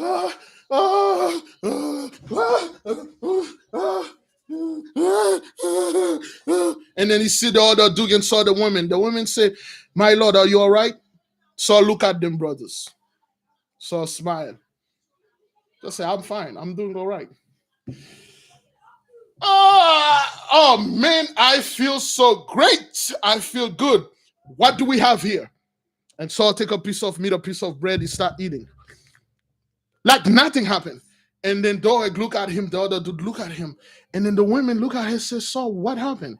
Saul start laughing. Saul say, I'm so happy. Today's a good day, my friend. Today's good. A beautiful day. Saul is eating, drinking. What's going on? Saul eating. Saul look at the woman and said, this is good. You know, if I didn't know my fate, I would have met you my wife. And the woman like, okay, what's going on here? Saul is happy, brothers. Saul is so happy. Saul was very happy. And in my mind, brothers, I know what happened to Saul. When he spent 2 hours sleeping, he come back. So Doeg don't want to eat. Doeg shocked. The women don't want to eat. Nobody want to eat. Saul eat all the food. Saul stand up. Okay, let's get out of here, man. We got a war. We need to go fight. But Doeg said, but my Lord, Samuel told you, you're going to die. And 2 of your sons. Saul said, I know, this is good. This is good. All right, let's go. And then Saul take the purse of money. He give it to the woman. The woman said, no, I can't take this. I don't want to take this. Guess what? The woman who had stood transfixed with awe and awe while the solemn colloquy went on, and who, by her looks of amazement, had not to expect a spirit to appear and answer her harmless incantation. So this woman that Saul went, she was a charlatan. She was not a true witch or true divinity. She was a poor and keeper woman. She do this to get talking to people. She make money to jump dumbass and jackasses. Okay, that come and say you're a witch. She say, okay, well, what kind of witch you want? Okay, a witch that get down dirty. All right, I'm that witch. She was not a true witch. She just said, listen, this is what we wanted to do. She wanted to do that circle thing and then do like, oh, she was a scammer. Okay, that's what she wanted. She wanted to appear, and then she was like, I heard Samuel. He said something. And then Saul would have gone, what did Samuel? She said, oh, I healed you. I don't know your name, but I healed you. What do you want to know? What do you know? Samuel, the battle. I'm going to fight you. Will I win? Oh, yes, you will win. You will win. Make sure you give that lady extra tip. Oh, you're going to win. You're going to win. That's what she was going to do. But the Mosai wanted to teach Saul a lesson. That's how we told you. Those people have no power, brothers. She was so shocked. This never happened before because she was an innkeeper woman. She was a poor woman. She was a scammer, charlatan. She does this for a living, do a little low magic things, get a little money here, get a little money there. But she was amazed.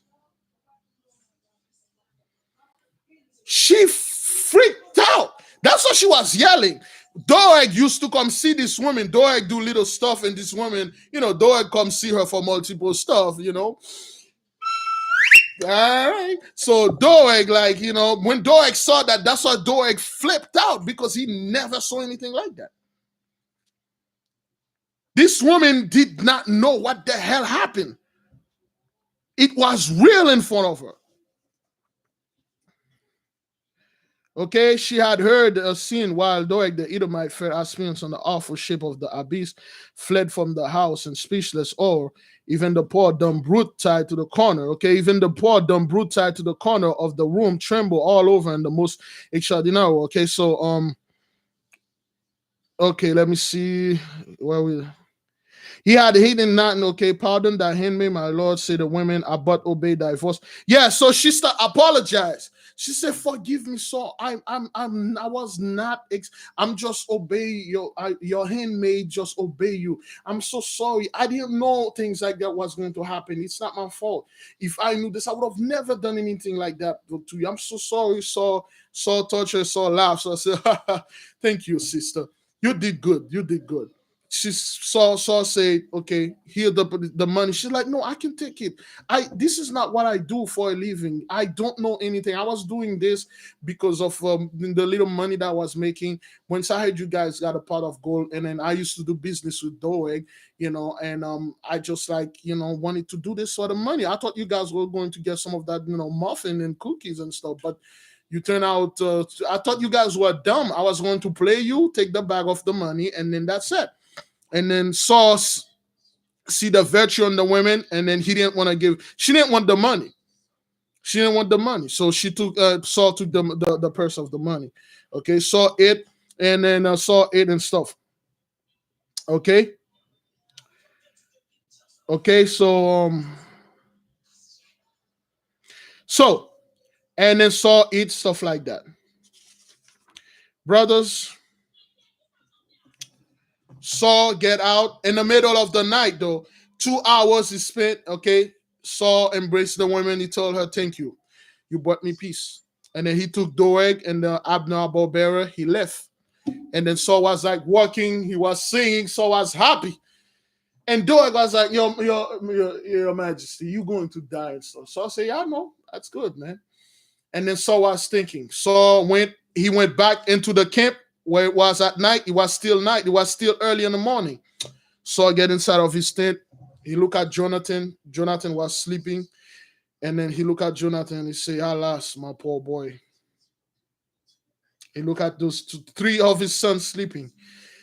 He like, "Because of the sin that I've done, 2 of my boys going to die with me today." Is that you, Jonathan? Are you going to die with me today? Or is that you, Ishbosheth, my favorite son?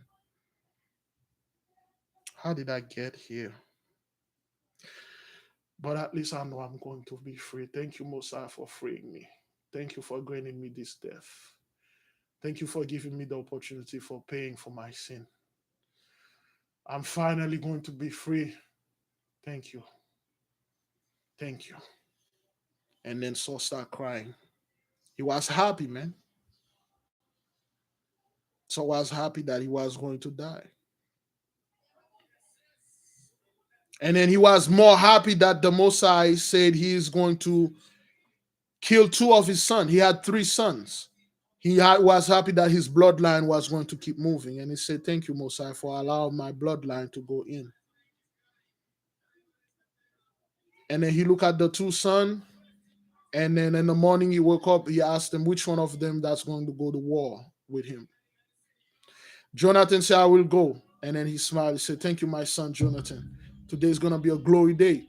And the other son said, "I'm going to go." And then he said, "This is a glory day." Okay. All the 3 sons going to go with him. But Samuel told him 2 of his sons will die. So Saul, and in gladness, smiling, he was laughing. He put all his clothes. I'm going home. I'm going to see my people. I'm free. I'm free. Thank you, God. And then Saul was so happy, mounted of his sin. He said, I'm going to kill all those Philistines. I'm going to kill all of them, brothers. I'm not going to read from this anymore. Let me see. I'll tell you the story because I don't want to read the words. They might make me cry, okay? Okay. All right. Well, I'm probably going to read this. So Saul put his army in battle formation. They are walking, and Saul is in the front line, all happy, smiling. So like, damn, finally, man, good. And he said, I wish David well. He will make a good king, a better king than me. And then he's riding, meeting the other army. So Achish, the Philistine king, saw Saul coming. And then within 3 bow shot, brothers and sisters, Saul lift up his javelin and he cried the name of the Most High. He cried, and then they go into battle. And then both of the armies smash, boom. Fight! Saul is killing people left and right. Where Saul was, brother, in the middle of the battle, there were victory. But where Saul wasn't, the army is dying. So where Saul was, the quote unquote, the Lord was with him. He was killing people, but the rest of his army was being massacred. So Saul was fighting people with his son Jonathan, shooting arrows. Saul got a sword. Every sweep of the sword, 10 men fly. Every sweep of the mace, 20 men flew. Saul is killing people. They are stabbing Saul. He's receiving arrows. Saul is dying. Arrows all over his body. He's taking arrows out. And he's killing people. He's moving toward Achish. Achish standing far away from the battle with his archer. And then he's watching. Saul is fighting. And then Saul stopped the fight. And he feels somebody grab his feet. And then when he looked down, it was Jonathan. And Jonathan looked up to him. And then he said he loved him. And he closed his eye. Jonathan died. And then Saul said, he looked up the sky. He said, thank you, my Lord. Thank you for having judgment upon me. Thank you for taking my son. Thank you for accepting this sacrifice to cover all the scumbag stuff that I did. And then Saul keep moving, brother. It was bleeding all over. All his armor was blood. Saul fight. He actually killed everybody in front of him. There weren't nobody that could stand in front of Saul. He was then sit there, bleeding with his sword. He could not stand. He put his sword down. He leaned on his sword. And then he saw Achish. He was like, Achish, I'm coming for you. And then when he looked on the other side, I think Saul had 4 sons. On the other side, he saw his another son die. And then he looked at Jonathan. He looked at Ishbosheth. And then Ishbosheth leave. And then he laughed. He smiled. He said, thank you, Father. Thank you for having judgment upon me. Thank you for killing both of my sons. And thank you. And I will now give my life and then for you. So this weekend, erase all my sin. May the house of Saul live well. May all of this that I've done will erase everything that I've done. I'm going to give my life so my children will not pay for this. And then Saul take his sword. And then he took a step back and lifted the sword. And then he run towards Achish with a wolf lion. He roaring, coming to Achish. Achish run, man. Achish, the whole Achish, they back up. Achish, hey, back up. Hey, shoot. And all the archers drew the sword, and then they shoot. And then they hit Saul all over. Saul still coming, they hit Saul. And then Saul slowing down. His sword fell out of his hand and then fell on his knee. And then he was bleeding all over. And then he heard a cry. He heard a cry coming. a war, and then he turned around. He saw Abner. Abner is coming with a group of men. Abner is coming. Abner says, "Save the king!" And then they are coming. The Achish, like you say, "Hey, they're coming, back up, back up, back up." They're coming back. Saul turn around. Saul say, "No, don't save me. It is in vain. Save my son. I pay. Two of my son is dead. Take Ishbosheth. Give him a good place to sleep, Abner. Be a father unto him like I was never be a father. Take care of my boy, Abner. Make sure you be a good father unto him than me. Save him, Abner. Get him out of here." And Abner obeyed. He took Ishbosheth, and then he turned around, and then Saul stayed in the field by himself, bleeding. He couldn't die though, bleeding. And there was a sadness that came in. Saul grabbed his sword again. He tried to stand up so he can fight. He couldn't. He was bleeding. And then Achish is there still afraid of Saul, brothers. And the guy said, "Let's get closer to kill him." That Achish said, "No, man, don't let him bleed to death. Let him die to death. This guy, he may be on his knee. He can kill you." And Saul is bleeding. He's dying. And then Doeg was by his side. He looked at Doeg. Doeg is dying. He said, "Doeg, my boy, do you have strength to get on your feet?" And Doeg said, "Yes, my lord." Say, "Take my sword and plunge it on my heart so I may go free to see my people." And Doeg said, "No, my lord, I can't kill you. I can't kill you." And then Saul look at him. Saul laugh. Saul smile. Saul saw in his armor, on his left armor, there was a cut. There's a hole in there. And then Saul took his sword, he put it on the floor, on the ground, he played it on the ground, and then he aimed the sword at his heart, and he lifted up his eyes, and then he shouted the name of the Lord, and he said, "I hope this is enough for my sin, and I thank you for bringing me peace and mercy." And then he fell upon his sword. The sword goes straight to his heart and kill him. Wait, no, back up. No, after that, before that, he saw a group of Amalekite coming. A group of Amalekite, the guys that keep spoiling people. There was a boy that came in, and the boy saw Saul, and then the Saul looked at the boy and said, "You come here." He said, "Who are you?" So he said, "I'm Amalekite." He said, "Take my sword and kill me." And then the boy said, "No, I'm not gonna kill you. You're Saul. You're a king. I'm just gonna wait over here and wait until you die and you bleed. Then I'm gonna take your crown and everything that you have."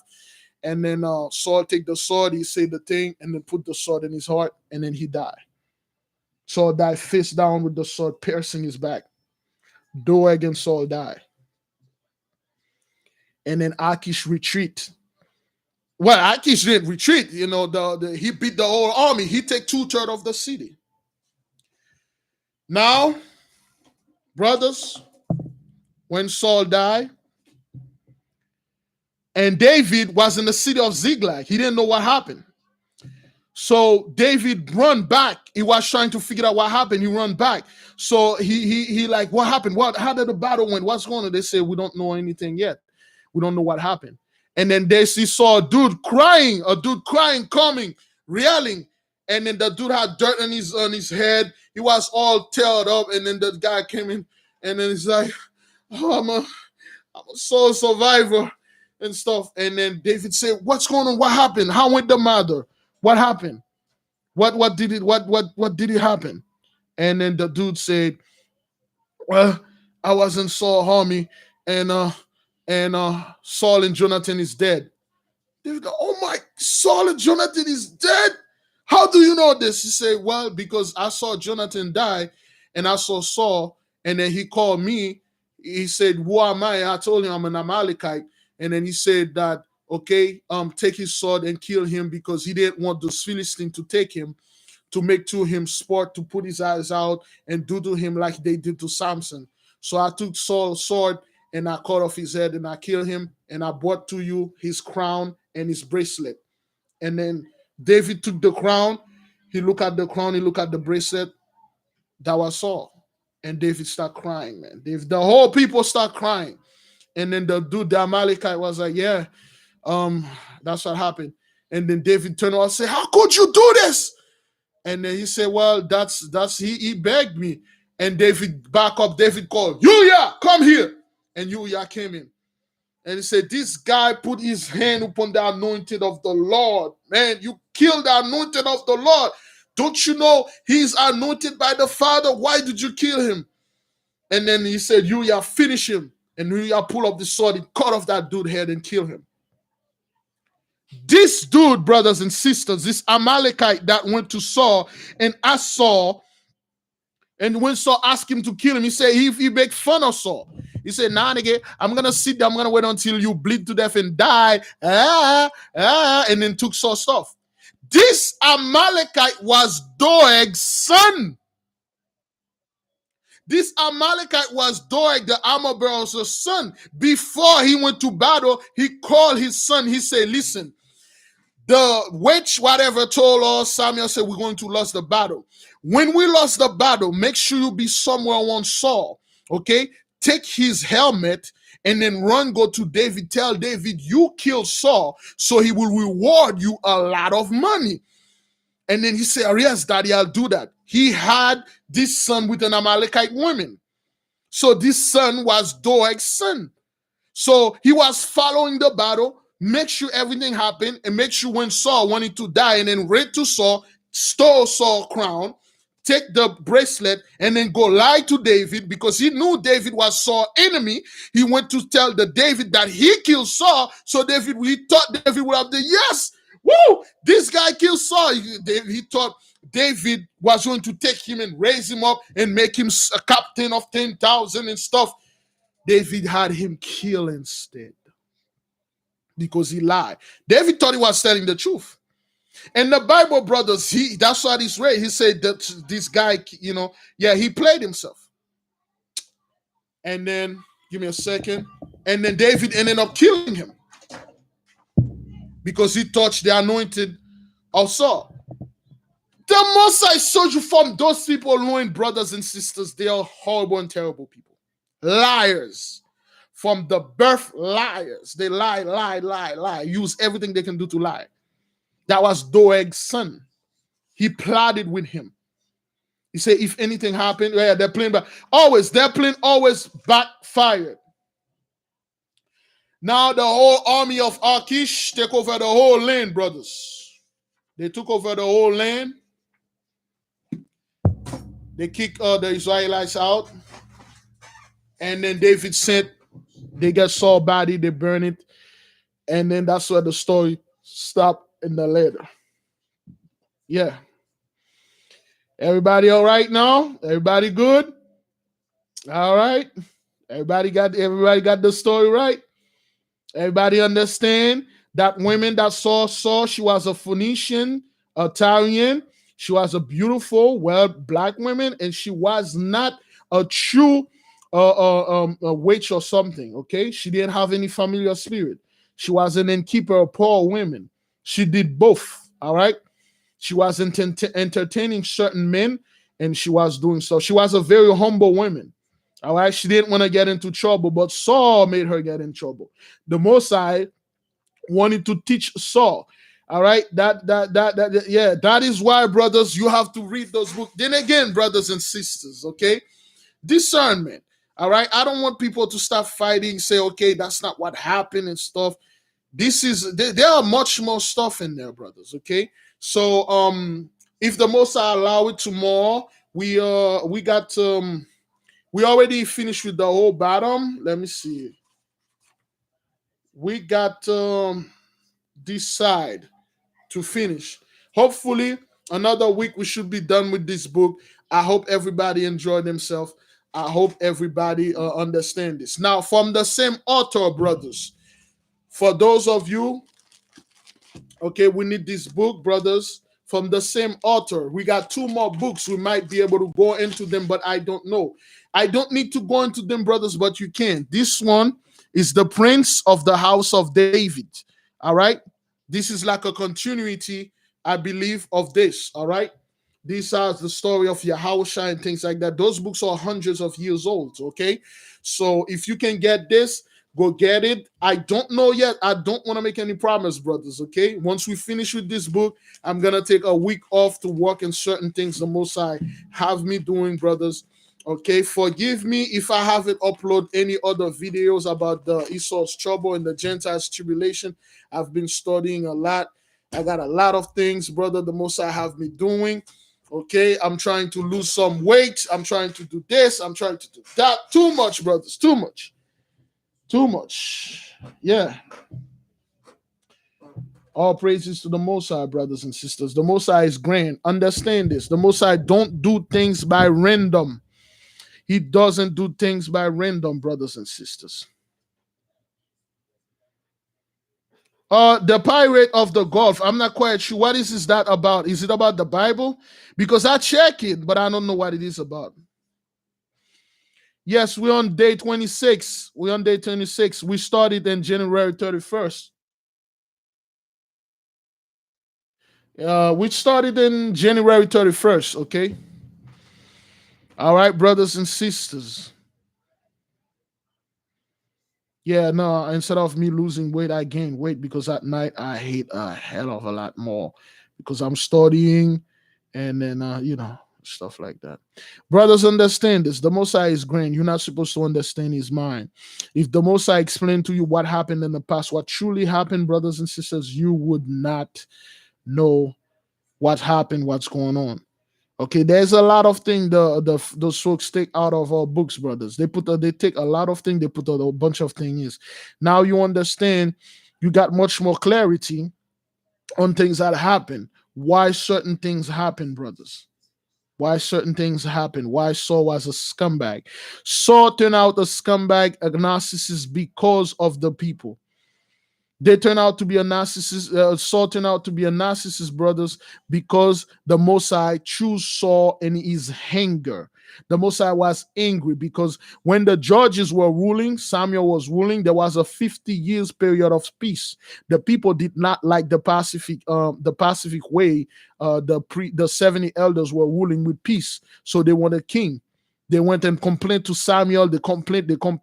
They clamoring. They threatened Samuel. Samuel went to the father. Father was angry. He chose Saul in anger because of the people. That's why Saul turned out to be a narcissist scumbag. But he died in a horrible, in an honorable death. A lot of things happen, brothers. Freaking two-third man, always complaining. That is why the Most High have to destroy those people, brothers.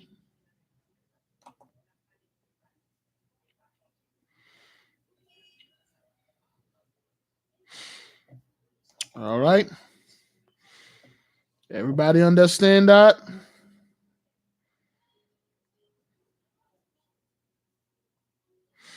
All right, okay, brothers. People are getting sleepy. They gotta go to work tomorrow, brothers. Tomorrow, we'll see if we can finish the certain part of this. Okay. All right. By the power of the Most High vested in me, brothers and sisters, I'm leaving all of you in peace. Be at peace. Okay. There be no Jacob's trouble. Fear the Most High. Praise Him. Give Him all credit and all praises. Okay. This is day 26. Is down. Tomorrow, day 27, brothers. Let's keep moving on. All praises to the Most High. Shalom. All right. Shalom, brothers.